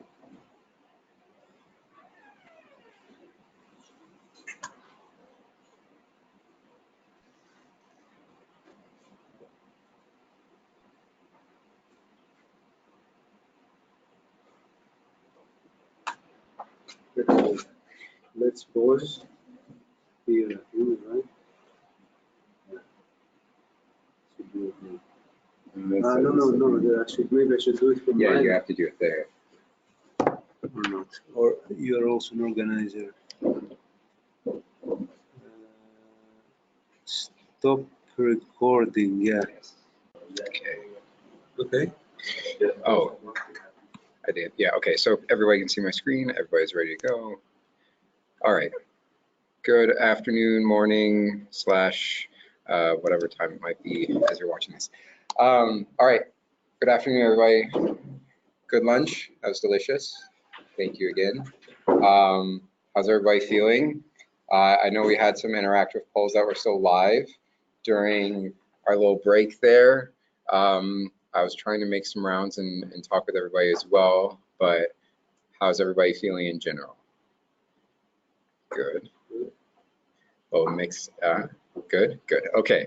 So we're going to dive into two main subjects and kind of like conduct some more interactive polls, and then I want to really get the feedback from you all and have some questions and really see how we can better support you as a community in using our outputs, and then really just hear from you of like, what do you want to see? What would you like? What are your questions? What are your barriers? So we have a poll online. I was showing this earlier. Excuse me, is this visible to most participants or not? It should be.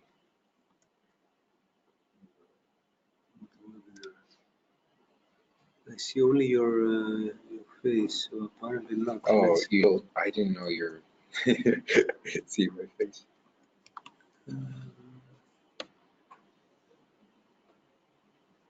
Is it okay now? Maybe now it's okay. Let's see.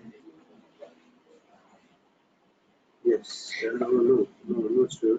Still need to start sharing the screen. So I am sharing. I believe I'm sharing the screen. Go back to the go to webinar. Who's the presenter? Show. Yeah, maybe. Waiting. It says. Here. What is this here? The third button. There we go. Show my screen. Yeah. Excellent.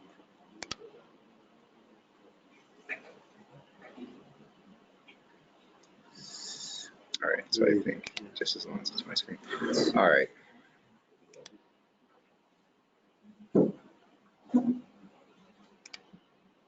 Maybe you bring up the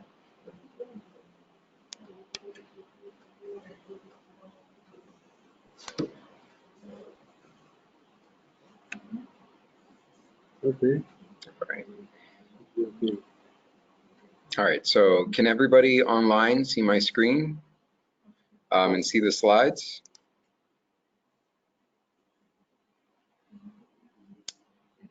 Trying to move in presenter mode. There we go.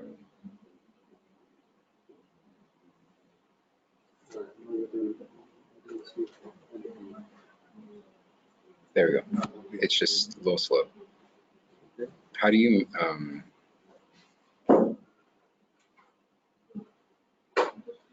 okay, so do you see the GoToWebinar still hanging on your side? I'm not sure. How do you bring up all the windows here? Are there any other windows? There you are. Excellent. Okay, yeah, it's okay now. So I can see. I didn't. Yeah. Okay. Perfect. Okay. So during the break, we left this poll live and want to essentially just go through an open discussion with you all about some of the questions within the poll and see what your main concerns are, what your main questions are, as well as dive into an overview of what we are currently doing for supporting outputs and recommendations. We're going to first talk about kind of some of the work that we're doing around adoption stories and use cases, and then we'll dive into more of the outputs and work that we're doing within tracking outputs, improving the kind of transparency and discoverability of the outputs, trying to link across working groups and interest groups. So how does that sound? All right, so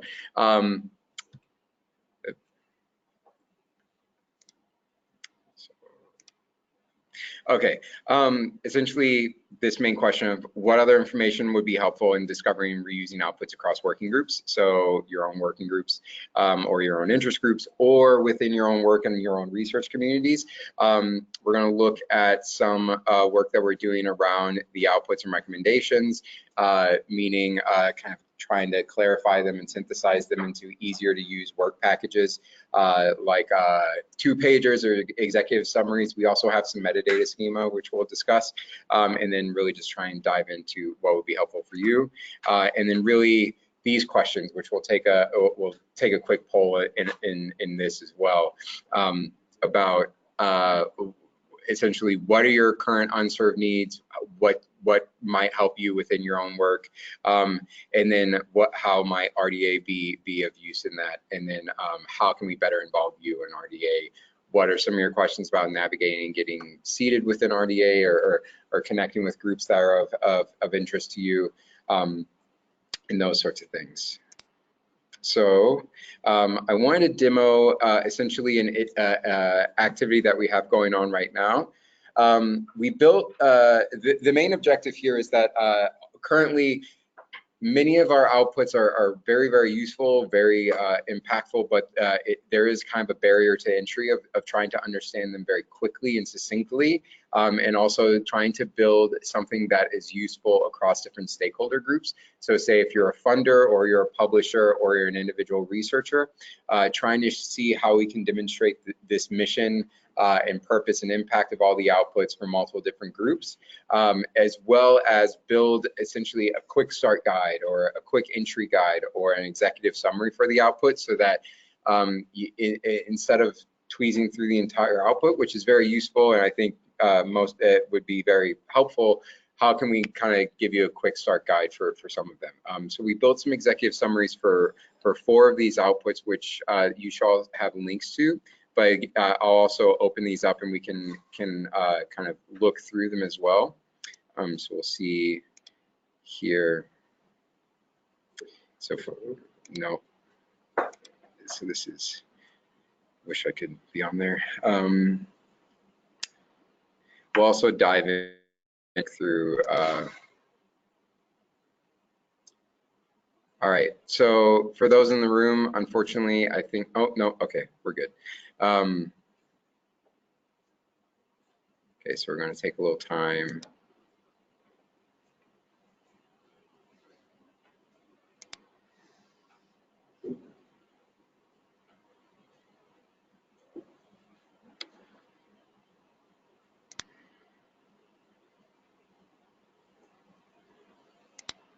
Okay, so we're gonna open up these as we go. So this is, no, just 1 second. I think it's just some of the Wi-Fi now, so just getting stable here. Yeah, I wish we had HDMI. Okay, so we talked about scalable dynamic data citation earlier. This is a package with lots of code, lots of multiple materials that could be useful. You have the overarching principles, and you have a number of different adoption test cases here that is not showing there.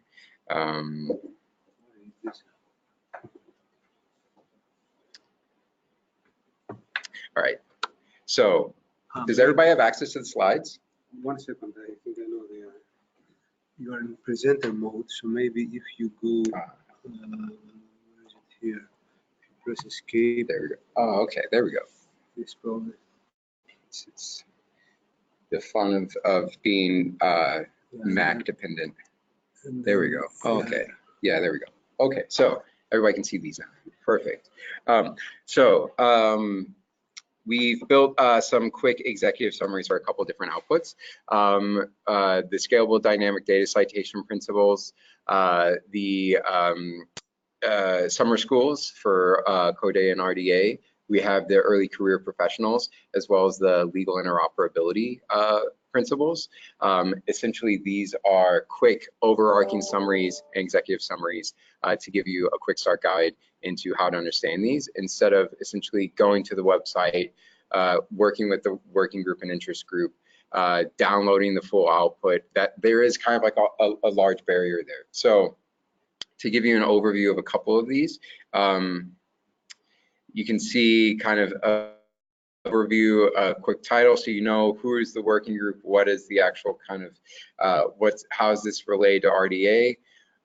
You can see a group aim and then a quick 1-sentence summary for what is the actual mission and objective and purpose of this particular output. So mechanisms for data citation need to be user-friendly, transparent, machine actionable, scalable, and applicable to various static and dynamic data types. So succinct, quick, easy to understand, hopefully, and you can see kind of the group aim, the value proposition. So what's the impact? What is the group doing?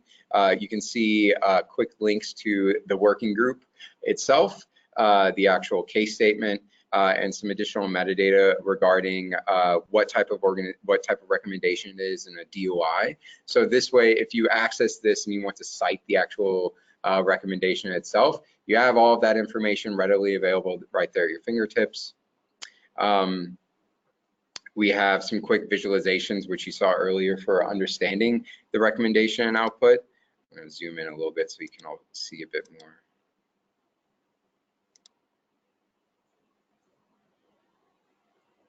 There we go. Close that so you don't have to worry. Actually, if I just, okay. Okay, you have kind of like some quick visualizations and quick guides for getting into the output and understanding how it works. You can understand various domains and sectors in which this could be useful. So is this only for librarians? Is this something for individual statisticians or analysts, et cetera, et cetera? So how many of you, I saw a deck floating around, are familiar with the output cards? I see a deck right there. How many of you have worked with those before? Kind of slightly. I've seen the RDA outputs before. Yeah. You Yeah, and so did you actually like follow a link, go to the case statement, and what was your experience like with that? Okay, well,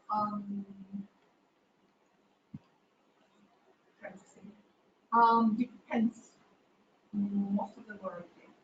You could understand what they were supposed to give you info. Yeah. Okay. Some of them were technical, so I'm not sure. Got you. Maybe I was looking at the wrong cards sometimes. So that's also the aim is this is a relatively technical output with a number of different use cases where it's been adopted and has some code surrounding it, and it is a pretty technical solution, but trying to see this could be implementable even for those. How can you lower the barrier of entry for understanding some of that? And that's kind of the aim here. I wanted to kind of gauge. I can open some more of these and we can walk through them. And you can see here also kind of like a links to, say, code for implementing the actual output, packages for understanding kind of like the background mission and purpose of all of these things, and associated technical specifications related to the output. I'm gonna go back here so we can.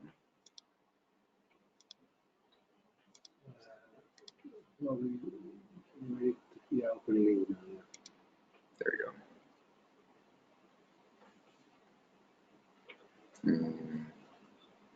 It's opening now. Yeah, I got you.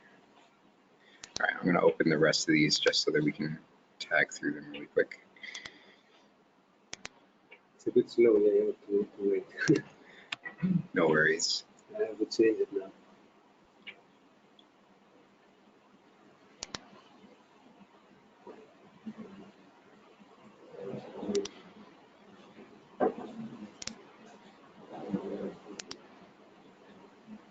All right, so you can see here the dynamic data citation is very, very technical, whereas the legal interoperability, this is more of a social and kind of policy and governance piece.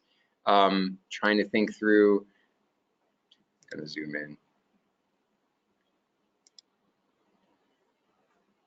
in. Just so everybody can see.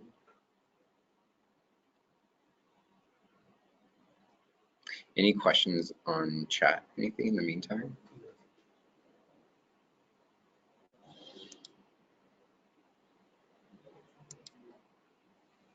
There we go. So, so for instance here, quick one-sentence summary: sharing emerging data internationally requires interoperable policies, and it's structured in much the same way. This is coming also in a structured metadata schema, so trying to think how we could potentially build some metadata surrounding these templates and scrape in some metadata for them. And we have much the same for the early career working groups and interest groups and a couple different other ones. So I wanted to kind of gauge what you all thought of something like this, if it would be applicable to essentially moving into these main questions, which hopefully over lunch you had time to kind of dive in online. This would, I think it's just moving a little slow. There we go.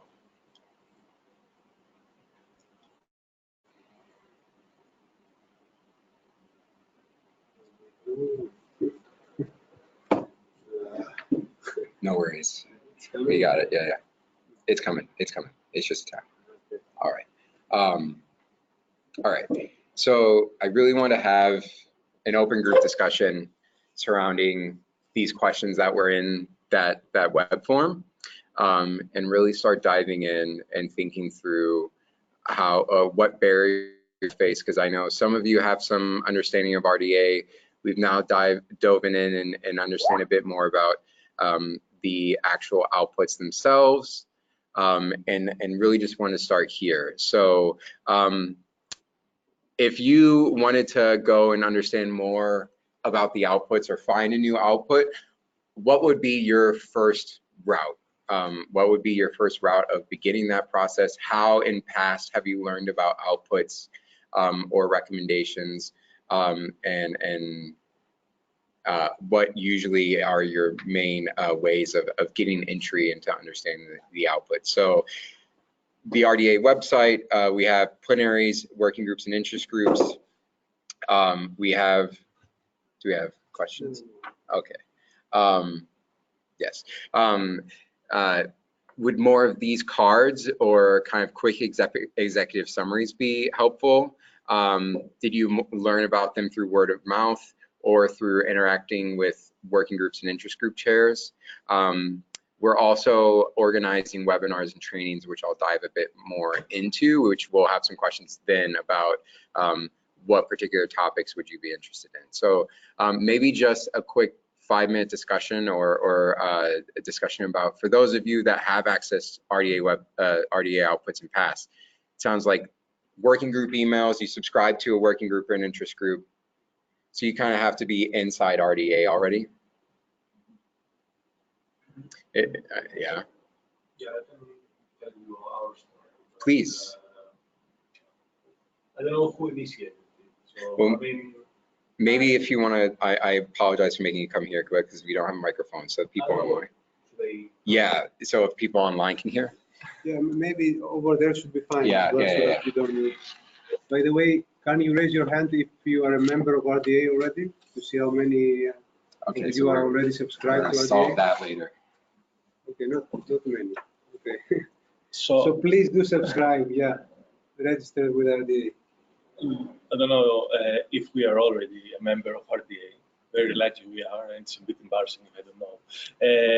So sorry, just to I'm introduce myself. say that there are two types of registrations. Individual members, so as a person you can subscribe to RDA, and there is also the organizational membership for organizations. EPFL is not a member as far as I know. It's not. Yeah, because there is a subscription, annual subscription, and so on. Maybe but you can subscribe as an individual member, and you can access all the working groups, subscribe to the ones that you're interested.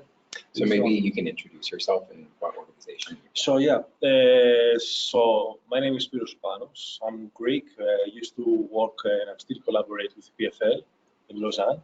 What is the PFL? In Lausanne, Switzerland. Okay. So what we built there is actually,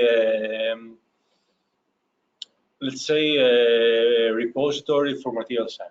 Yes. So actually, we discover new materials, and then after discovering and doing experiments with supercomputers to produce new ones, you want to make this shareable to follow all the FAIR principles, more or less. So we have an infrastructure, let's say, to handle and getting all the data and doing all the simulations, and then we want to build something following the FAIR principles on top. And we have something like that, which is called Materials Cloud. And based on all this, I found some emails that there were discussions with RDA 1 year ago. So that's why I mentioned there should be some kind of collaboration, maybe not the PFL, but there is, let's say, a Swiss project which is called Marvel. There is a European project called Max, and maybe through them. So Trieste is involved. So people from Europe are involved. So maybe we're not directly involved, but we are, since we want to follow the FAIR principles, we're also some kind of, interacting with RDA. So here come totally from an orthogonal way in this discussion, this presentation. But we were interacting somehow, or at least we're following the principles. I don't know the final details, but we follow the general ideas. So it sounds like you more had organizational network and kind of organizational ties that were tangentially connected to RDA, and then I suppose yes. Or some of our collaborators were more interacting with RDA or want to follow some of the principles of RDA, but I don't know the involvement of our group, EPFL, you know better than me. By the way, EPFL is the core polytechnic, the polytechnical school. It's famous in Switzerland, in Zurich, in Lausanne, and so on. Right? Okay. Okay. So that's my understanding. And so it sounds like a few degrees of separation, and suddenly you didn't come to RDA on your own. It was more through a couple of organizations. I came here because it was very close to what we do there. Yeah. And I got an invitation from a totally other, let's say, input. Yeah. And I saw that this is very interesting. It's very close to what I'm doing, and let's come and see. Yeah. And then I searched my emails and I found RDA in my emails 1 year and a half ago. Gotcha. So this is how it worked. So those of you, it sounds, so you're not members of RDA, you're very new to RDA. Maybe this workshop was promoted through some email strings or something within Athena. That's fantastic. But thinking, what could be the sort of doors that, what materials could we put in your hands if you're new to RDA to start understanding the outputs? We're thinking some webinars, some recordings that way. Also thinking these kind of like glossy 2-pagers. It doesn't need to be an and or, it can be a both and. All of these are useful. But do you think having like a quick executive summary? Well, maybe, so it sounds like promoting these also through associated networks could cover more of a wider spread. Yeah. Can I also say something about the website and the output? Because there are so many out there. Mm-hmm. You need to find a good structure so that you can move around. Yeah. Sometimes it's difficult to find something if you're not already getting some email out there and you know up there, like saying occasional meetings or video or something. Mm-hmm. It's not just promoting something, it's also when you get into the website, it's difficult to find it. Yeah, we've had some discussions with that. That's an ongoing discussion, and working within Secretariat and within Trust IT, and thinking through that. Can we also check what are your interests? For example, is it about, I don't know, data management plans? Is it about repository certification? Is it about so hold on that fairness? Okay, you have some plans. So these are questions that I want to get to later. I really want to understand currently what are the barriers. So that's really what we're talking about here. So kind of backing up a bit, I really want to go through what are the barriers for both understanding the outputs and also adopting and using the outputs. What are potential solutions? And then really I want to understand kind of like priority settings for your community, because we have a couple different objectives that we have ongoing within Secretariat. And I can offer some examples of those. So maybe we can jump to those now as well. So that I can give you a bit of background on what we're doing within Secretariat. And then that can give you some frameworks for understanding kind of priority setting and really how we might be able to suit your needs. So we'll go back to some of these questions.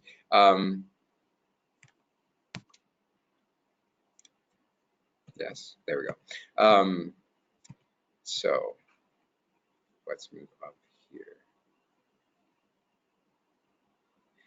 Okay, so one main aim and one main kind of thing that is, I think, pretty crucial in setting up a successful adoption and also trying to build awareness of outputs and recommendations within organizations that are kind of new to RDA is really building a space wherein working groups and adopters can collaborate and discuss for testing, validation, feedback, and then also you need to kind of have an inroad into a working group to really understand what they're doing.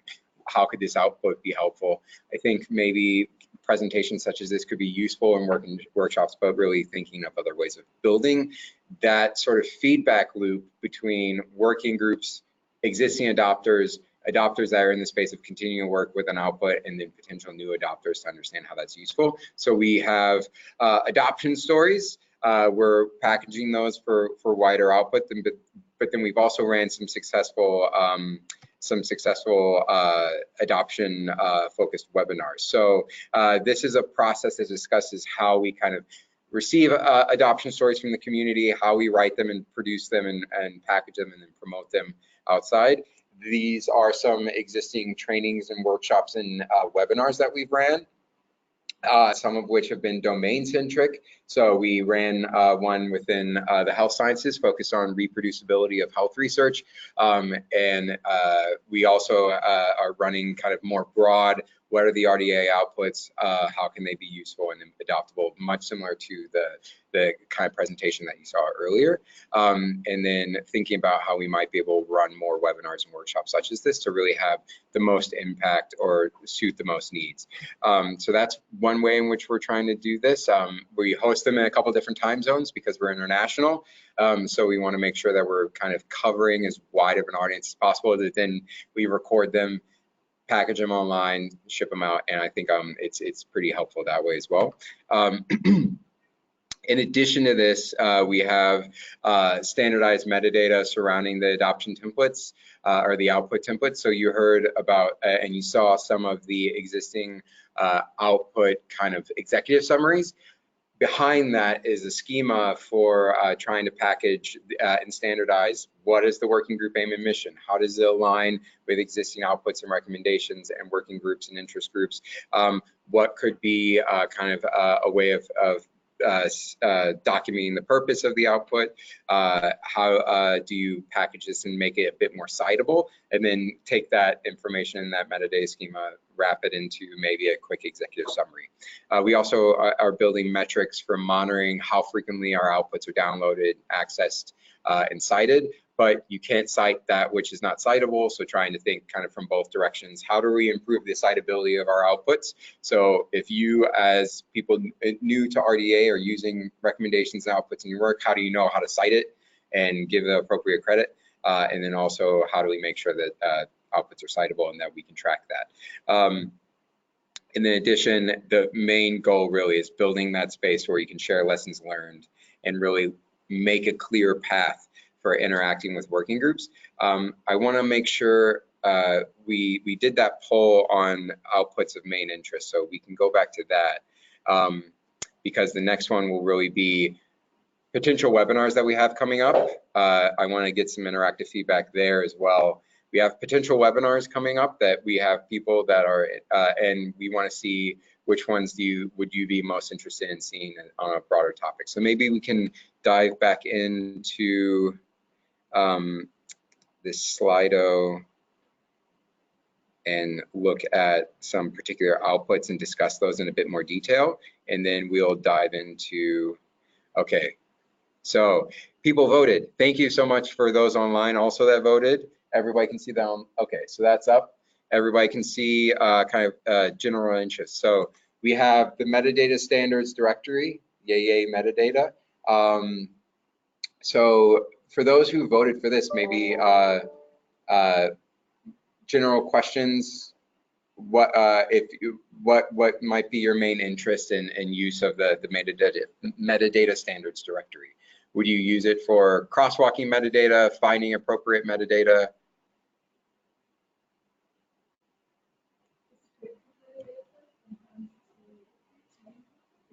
Mm-hmm. Yeah. Very, very useful. So yeah, very, very useful. It's exactly like you said, crosswalking. I mean, for us, we have this language resources infrastructure. Mm-hmm. So that means that we host language resources that come from different domains. These domains have their well-established and broadly used metadata standards. And this means that we have to deal with different metadata according to which domain each language resource comes from. So we have to combine metadata that describe linguistic resources, language resources used for linguistic purposes, language resources that come from the social sciences and the humanities, and there they have other standards for metadata standards, or digital humanities, and this is the third domain that has their own standards. So this means that we need to find something to combine all this to make it reusable, no matter where it comes from, to make it reusable to all the users of the infrastructure. Yeah. So we need something to combine all this. So it sounds like without touching them, because they want them the way they know them. So we need something like a metadata, metadata. Yeah. Something. Yeah. Yeah. So it sounds like you're not only doing kind of intra-domain crosswalking, but cross-domain and then also international, which is, that's very, very complex. It's very, very hard. So. It's not finding the minimal, it's finding some way that we interoperate, that you actually enrich stuff for your own, for another community's objectives. Yeah. Okay. So this is all very helpful to understand kind of follow up from when we leave from here today. How can we put you in contact with the appropriate people? So data citation of evolving data, that's dynamic data citation as well. I think this, I don't want to say it's common sense why this is important, but for those of you that voted on this one, maybe if you have a couple words to say or what sort of projects you're interested in using this in.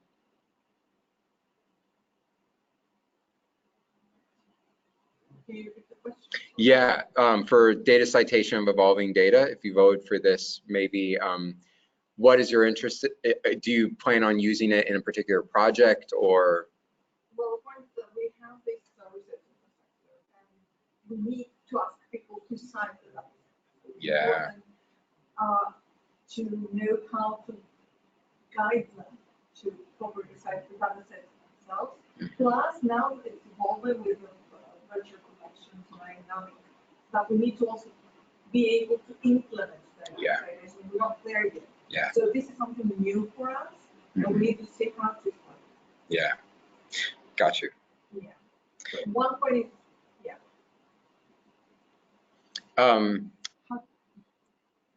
So what do you think would be, I think this is a larger question, but we can also jump to it now because it sounds like it would be applicable here, which is here. Really thinking, you understand the output a bit, or I would say probably. This is one of the things that I didn't understand very well because it was quite technical. It should be someone technical that should look at it. So I think here, like, what are the major barriers currently to implementing the output within your own work? Is it you need to see how you can justify the benefit to organizational partners or people that are supporting you? Is it the actual costs? Is it the resources for implementing it? Is it you have people within your community that you want to cite the data itself? So do you need more like social support for getting the community to understand how to use this? Or is it really limited information about the output itself?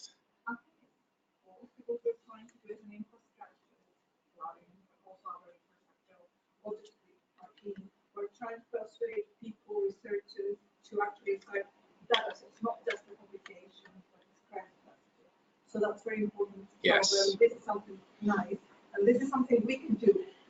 Policy speaking, I think we're getting into it. So we need some kind of dissemination for the benefits of citing data. But this is the policy part that we deal with people. When you have the technical thing, it has to do with how you implement your repository, your infrastructure, so that it can back up, for instance, the dynamic setting. Yeah. It's one thing to do just cite data sets and have some field there, somehow automatically created from some metadata elements. Yeah. It needs to convince people to fill in.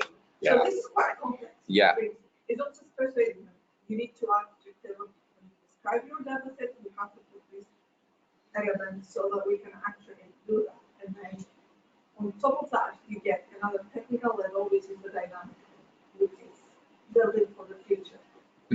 Up to now, we had static data. Yeah. More and more we get into the dynamic virtual. We used to call them virtual collections in cloud. Yeah. So this is something that a technical person from the research infrastructure has to do. And it's not easy. So for instance, I could bring it back.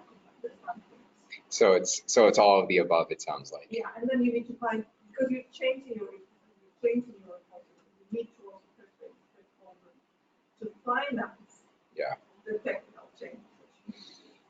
So it really is an all of the above. one thing.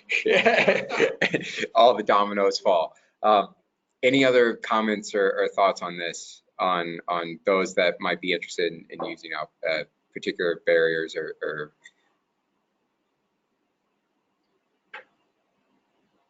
no? Well, that's very helpful in understanding. It really is an all and above, not a both and. But thinking, how can RDA support that? If we can give you materials to help justify the value of an output, or really support building more information around some of the output. One of them is, yes, providing the material that you can use already the specifications for standardizing. Yeah. This is very important. And then the way, it's use cases and options. Yeah. Because that helps a lot. So the adoption stories and the adoption policies, what would be helpful for you from the adoption story side? So we're going to go back here. Sorry for those that are online. So do you want to see more like textual adoption stories? Do you want to see some actual kind of like cookbook code for this is how, like a recipe or like a carpentry of this is how, or do you want, this is how you could implement this particular output? Do you want to see webinars wherein adopters talk about their experience? There's multiple options here, which I think goes to, and sorry for all of the scrolling, this sort of question of like, what could be of use not only for you, but people that are funding you, or people within your organization. Say if you need to go to a supervisor and say, we want to implement this. For me, being a non-technical person, I see two levels. Well, at least there are more, but let's say, I mean, there is one theoretical issue that has to do with one theoretical level that has to do with why should I adopt this justification. Yeah. Okay? What will happen if I adopt this? Will my life be better? Will it be easier? Why should I adopt it? Impact, yeah. And then this, if you think of a recommendation as a principle, like the FAIR principle, yes, that does not say how. It's easy to say, okay, I am RDA compatible because I have data citation, my data is fair, my repository is open, whatever. But I think for me, what would be very, very, very useful would be, like you said, the recipe. If you want to say that you have adopted this and this RDA recommendation, then you should make sure that you have ABC, you have done these. To be compliant, Yeah. To be compliant. To be Yeah, compliant. like a compliancy assessment. Whether that is just a listing of the steps, or code, yeah, or I don't know, success stories, something that puts it down to earth. Yeah. And bring it from the level of principle, that it's very easy to say, yes, I'm compliant, okay, I do that, to the level of the actual work. I hear you. I don't know if it makes sense. I mean, it does. It really does. There's a question of what. So we're still a volunteer community. So it's a question of like, what can we depend on working group members to build and implement within their output, and what is the ask that we can ask of working group members to provide. So it's a kind of a balancing there. But then thinking us as secretariat, or us as people that are trying to develop and support these, that support adoption, what would, just hearing community feedback, what would be helpful. So I hear you, like a compliancy assessment. So you can see like a checklist. Okay, I've version controlled my data. I've done this, I've done this. And then also maybe like some code or a cookbook or carpentry. I hear you. And then those resources, just making sure you have the appropriate links whenever you access. Yep, I hear you. Yeah, we would love that. The adoption success stories, it sounds like however you get them, be they textual, be they webinar, either way. Okay. Any other? Understood. It's, yeah. It's a very, yeah, and it's also, it's a large landscape to cover. So someone who has the expertise, yeah, but yes, that would be like workshops or help desks. But I think this goes to like the fourth point of contact with group chairs. If they can kind of commit a resource to be a contact person for the particular output, that's been a discussion that we've had as well.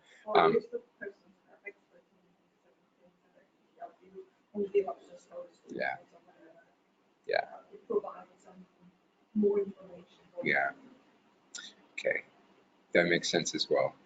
A help desk might be, but that would be a ideal world. Trust me, that would be lovely.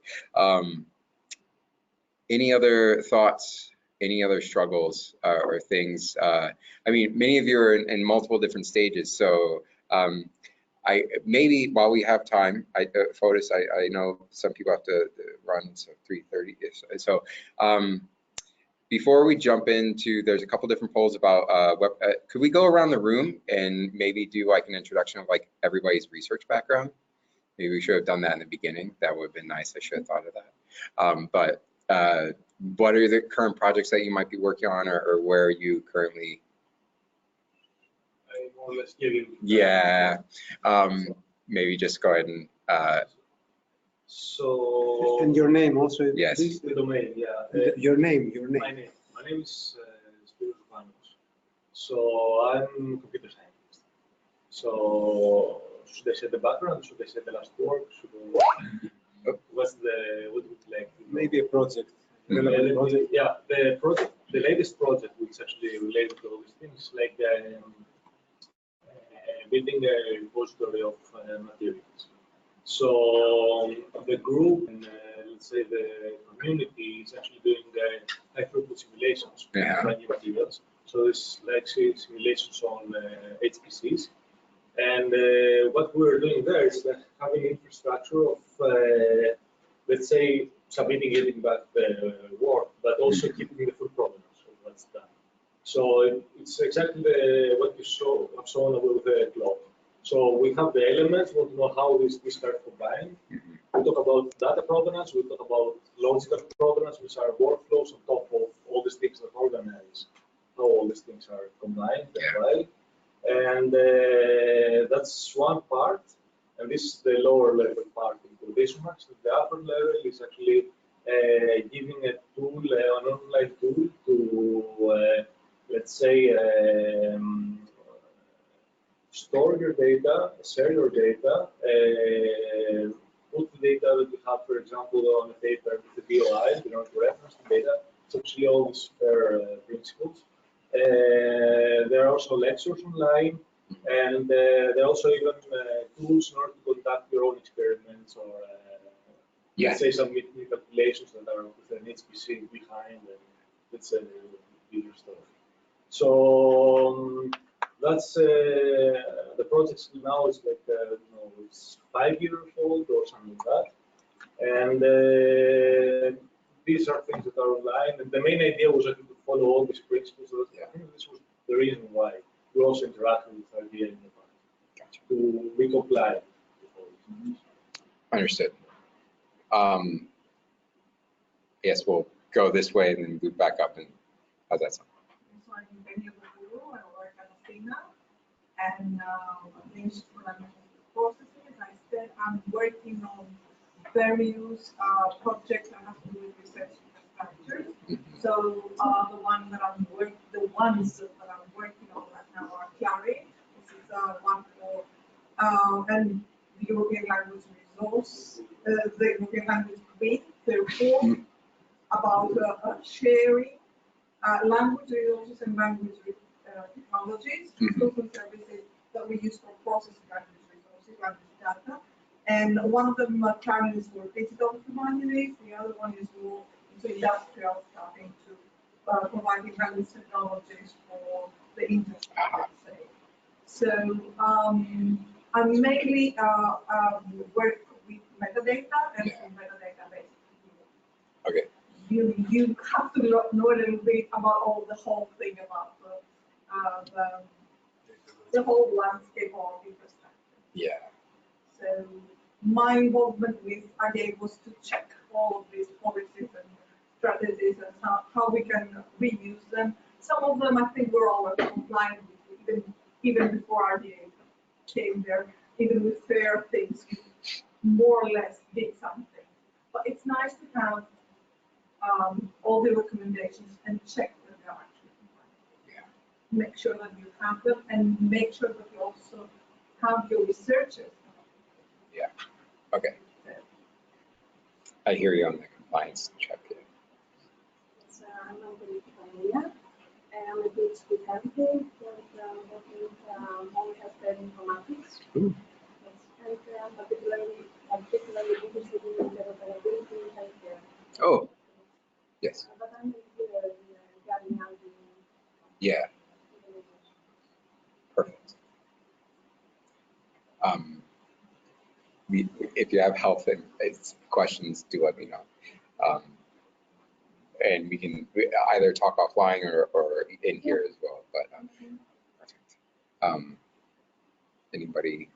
I'm Anthony Juehne. I work with Pen and Maria. Yes, yes. I'm the, let's say, technical responsible for the implementation and maintenance of those mentioned language infrastructure. Yes. So I would have some questions about like that communication structure whenever you attempt to implement a recommendation. You have like technical, administration. So just are you meeting once a week, or those might be more process specific questions. But I think this goes to the point of it takes a larger team of multiple different people from technical background, social, admin, seeing the whole level of metadata and practice and community practice. Yeah. Either, go ahead.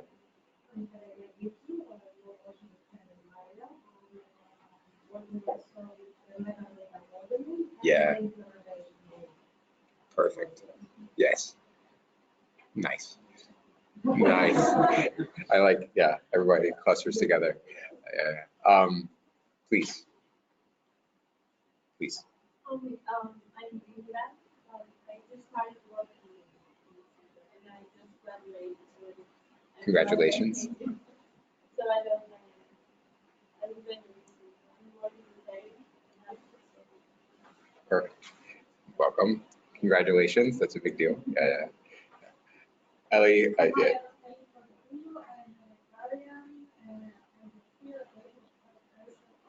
ATHENA Research Centre. Difficult. And I'm involved in several European projects in science, so open air, and RDA,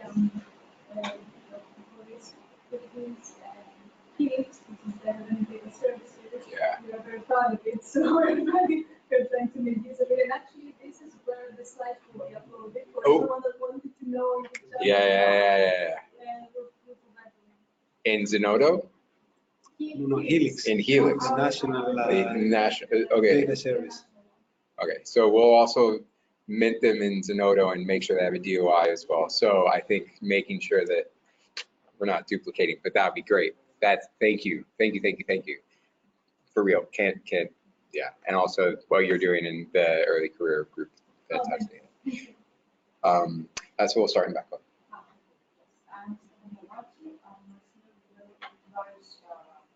Projects here in the Research Centre, mainly developing infrastructure like ATHENA. Yeah. Open air is great. So much fun. We're getting a dashboard running. It's please. I'm Reusability. I'm a PhD student in INRA now. 1.5 years now. And I'm mostly into technology, machine learning, program processing, and also I'm involved in various projects that have to do with web development or development so not that much related, not closely related to what we're talking about, but I was curious. Thanks for coming. Yes, please. I'm Constantino. I'm a master's student in bioinformatics. Nice. I'm working here as a developer. Okay, nice. Same as Kostas, master already. We work here in various projects like Intracentral under Stefania's rules and orders, and OpenAir also, where kind of lots of providers provide their services. Yes. We have infrastructure and we do the backend from Nice. the Nice. I'm James Balakis. I work in the same team. Yeah. We have worked under Infracentral. We do the content development. So Infracentral, by the way, is kind of related with the European Open Science Cloud and the catalog of services, and this is an important piece of the BIOS. Yeah, very much so. And finally. So, I'm Maria Gavrilitou. I work here. I'm a linguist by education and computational linguist by training. And I've been working for the past something like 10 years on language resources, infrastructures, metadata modeling, and things like that. So many diverse domains, from language to health and informatics, and then people that are across from the technical. That's great. And I'd like to get a vote here now, which is we have some upcoming plans for webinars moving. You've heard about some of the outputs and how they are kind of across domains and domain centric. You've heard about particular ways in which we're trying to support adoption.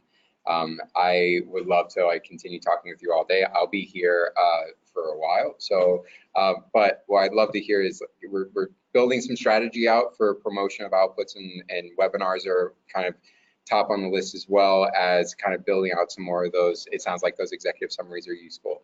So this will be active. Actually, not yet. I'm going to move here and make this active. So we have our votes now on which outputs are of use. I'm going to activate a question about webinars. Oh, that's already, people have been voting. So, all right. So that should be active. If everybody, this is still the same link in the chat, so you should be able to vote. But we have research. I can also just read these out as you all vote. So we have research, data policy, and governance. We have data description. So that's more about the meta. This sounds like one that would certainly be useful for everybody. This will be talking about metadata, data modeling, data typing, and we can talk about the metadata standards directory. We have linking data and persistent identifiers, some more documentation about the persistent identifier kernel project, the rapid project, so implementing multiple different outputs simultaneously. We have, and then also just kind of storing and preserving data. So this is Core Trust Seal. This is definitely a community we want to highlight, and I think it's something that would also be useful. So thinking about the Core Trust Seal and assessment of sorry, just to show the results. Yeah, can you pull them? Yeah. People are voting. Nice. And then general impact of adoption. So this is more adoption stories, general impact. All right, so we have some votes that are coming in. Yeah. Let me fix it. Yeah, go ahead. Okay.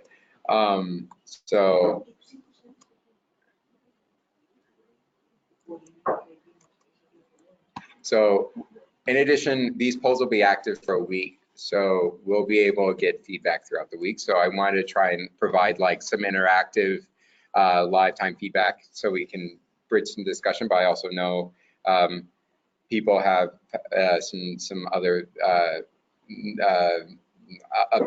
obligations during the day. So if you get to this later, this would be really helpful in kind of giving us some feedback, but then also in speaking with you all, it sounds like we understand what might be some priorities for all of you. Thank you for voting. Yep. Sounds about right, given conversations, and that's very, very exciting. So we're getting to a point where we can continue kind of breaking out into smaller discussions, and we can kind of hold some open office hours, and I can break off with you one-on-one. Otis, I know you have to run to the, yeah? I still have some time. Okay, good. I just didn't want to, so as you're continuing that, we're getting some feedback.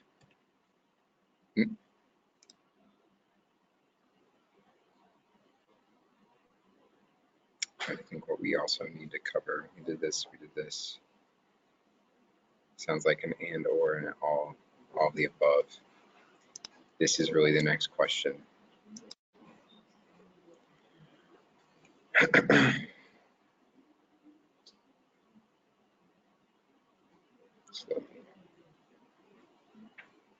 So this is really, I'm going to leave this up here for a little while so that you can contact me if you need.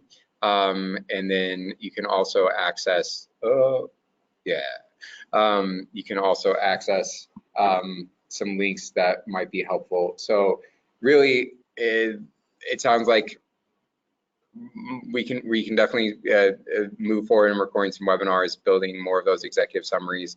I'm here throughout today just to like sit with all of you and we can talk about individual projects and individual outputs. I'd really love to hear, like, was this helpful? Do you feel like you have a better understanding of what the RDA outputs are, how they might be implementable across the research lifecycle? I see some smirks, so I'm wondering if this was, and this is the sort of feedback we'd love to see, is like, was this actually helpful? What other information might be useful or could help you in implementing these within your own work. And then also, if you have specific projects that you're interested in using the outputs, how can we kind of direct you in the right way? And then also just getting involved with RDA more. So if you'd like to contact us, reach out, please do. Also, multiple members of the Secretariat as well.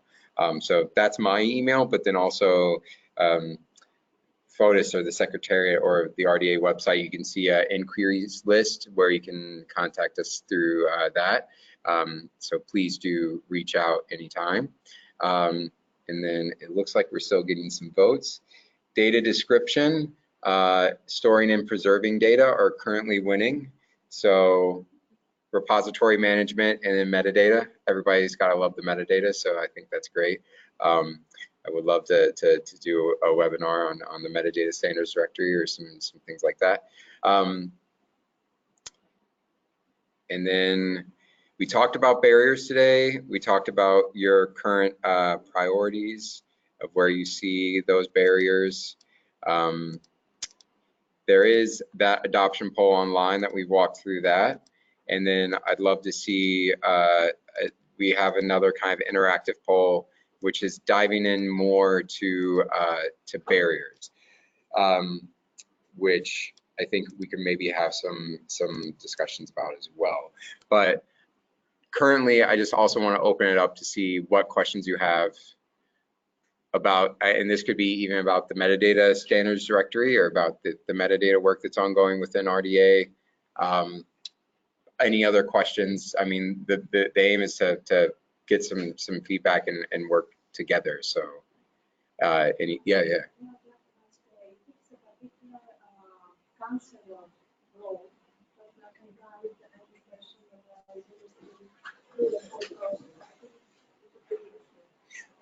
So we don't currently have like a help desk or a counselor, or in Europe they have like an ambassadors program, which that would, I think, be the closest. Yeah, but we have also the national notes, so you Yes, can contact me and I can do my best and then pass the, your question if I cannot answer, to anybody else. But I think the national notes and Ellie and me can help you out and guide you through, to others if needed. Yeah, and then in addition to that, there's working group chairs that are like serve as the main contact person, but it sounds like more of just like a high level overview of getting started within RDA. But I think it's important if you subscribe to RDA and also register with the groups that you are interested, and you can ask questions. When you're registered, you can also pose questions to the working groups or interest groups. And if there is something specific on, I don't know, agriculture, for example, you can go directly to the working group and ask the question there. So, and we also have some metrics for the working group. So please do subscribe. This will help us a lot to grow the community. So many of you raised your hands earlier and said that you were members of RDA, and I saw a lot of hands that weren't raised. So this is when you follow that link, and this will also be in the slides, but you click join the community. You can start subscribing to working groups and interest groups, and you don't have to pay any fees. You don't have to go through any sort of like a group subscription process. You just click join the group and you'll automatically receive the emails that those groups are sending to one another, and any updates and any materials that are submitted throughout the group's blog and contacts. So that's, I think, very, very helpful and a good way of getting started. So if you go through all the groups, and then also if you have an output or a recommendation that you're particularly interested in, you can contact group chairs that way. And navigate that way as well. Travel to a plenary if you like, and I would love to see you all there. But this, I would love at least, if there's nothing else you leave with today, you'll leave with the slides, which have links to a bunch of different materials, and I hope that the overview of all the outputs was helpful. But in addition to like one-on-one discussions throughout this afternoon and all of your helpful feedback, I'd love at least if you joined and see how you can start interacting with some of the working groups and interest groups. In addition, I really do want to thank you all for providing some of the feedback on some of the strategies that we have. It sounds like we're still getting votes. I do want to also just leave it open to any other questions that you all might have. So in addition to a counselor, we're trying to provide like secretariat overarching strategy for seeing how, in lack of such a resource, we can maybe provide some organizational support that might kind of lessen that barrier, because it is quite a big organization. And besides the 30 plus, how many do we have outputs? 32, soon to be like outputs. 37. There is also another, I don't know, 60, 70 working groups and interest groups. Yeah. Not all of them are very active, but the majority is. So you can check out the working groups and subscribe to the ones that you're interested in. Yeah. And the next plenary is in Finland in October, Helsinki. So if your project is interested, you can see there is already there was a call for sessions open. Now it's closed. It's been evaluated. You will see soon the program coming up with the different sessions for the working groups and interest groups and BOFs, as we said in the beginning. So you may be interested in joining this one also. So I don't want to wrap before anybody, if there's more things that people want to discuss. Those were the main breakouts of like trying to engage with what are your main barriers. Go ahead. Shall we check whether there are any questions online? Yeah, Can you switch there? How do you do it? No. No questions. Okay.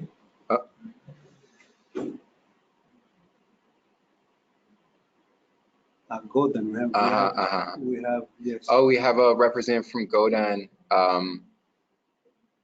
chief scientist at Godan and involved in the agricultural. Yeah. Wonderful.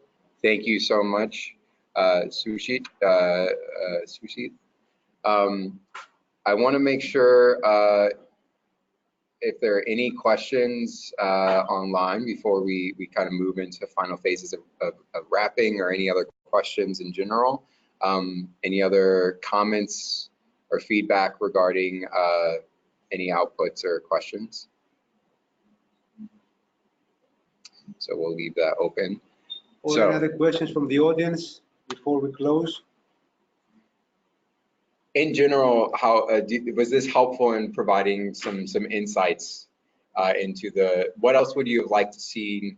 What other information would you like to know? I know that's difficult, like you don't know what you don't know, but. And also, Ellie, do we have a feedback form? Oh, fantastic. So I really do want to thank you all, honestly, for taking your time and coming here to learn more about. Thank you to Fotis and Thank Ellie. you for coming. Oh, yeah. So we had our meeting in Pisa this week, and you know, I grabbed Anthony, and it was a bit last minute, but you know. Oh no, I really thank you for coming. Oh yes, yes. We really appreciated your talk. Thank you. I hope that was helpful. I'm around for the rest of the day, so I'm here at Athena. We can discuss particular projects or particular questions. That's kind of like overall feedback form for but please do, if you have questions, projects, thoughts, critiques, I'm here and we can discuss offline. For those online, I don't know why I'm yelling, but do feel free to send me an email or send the Secretary General inquiries. These slides are all going to be shared. All of the polls are going to be open, so you can continue to provide feedback. And then all of this is just an ongoing, growing, a growing kind of experiment and seeing how we can best meet community needs through webinars. And kind of adoption-focused workshops. So thank you everyone online as well for attending. Thank you to Athens and Fotis and for all of you for being here and for all of your helpful feedback and critiques. I hope that you learned something, or at least intrigued about learning more. So thank you all. Yes. Ευχαριστώ.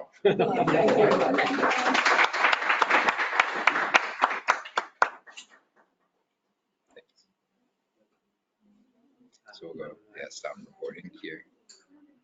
There are students here, young students. If they need any special things to do, I'm sorry, I was trying to. I think only there are a lot, many of those are new services, new scientists. Yes. So by direct mail to you, they can ask for things. Yes. You can email me. I'm also around today. I'll share my card. Email me. I think you already have my email address. If not, Fotis, and I can figure out how to make sure that you have all of my contact.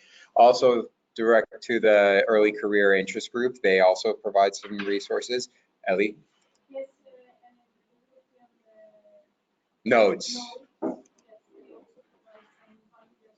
Yes.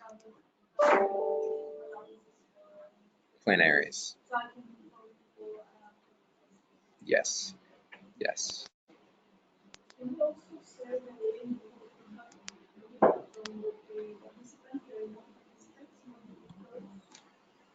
Yes, okay. Yes. I don't seem to be able to stop, but probably if we close the webinar. Yes.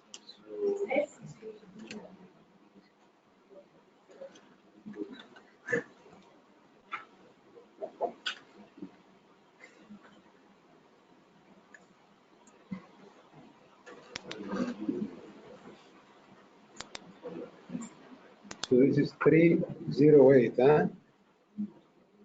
SGFE.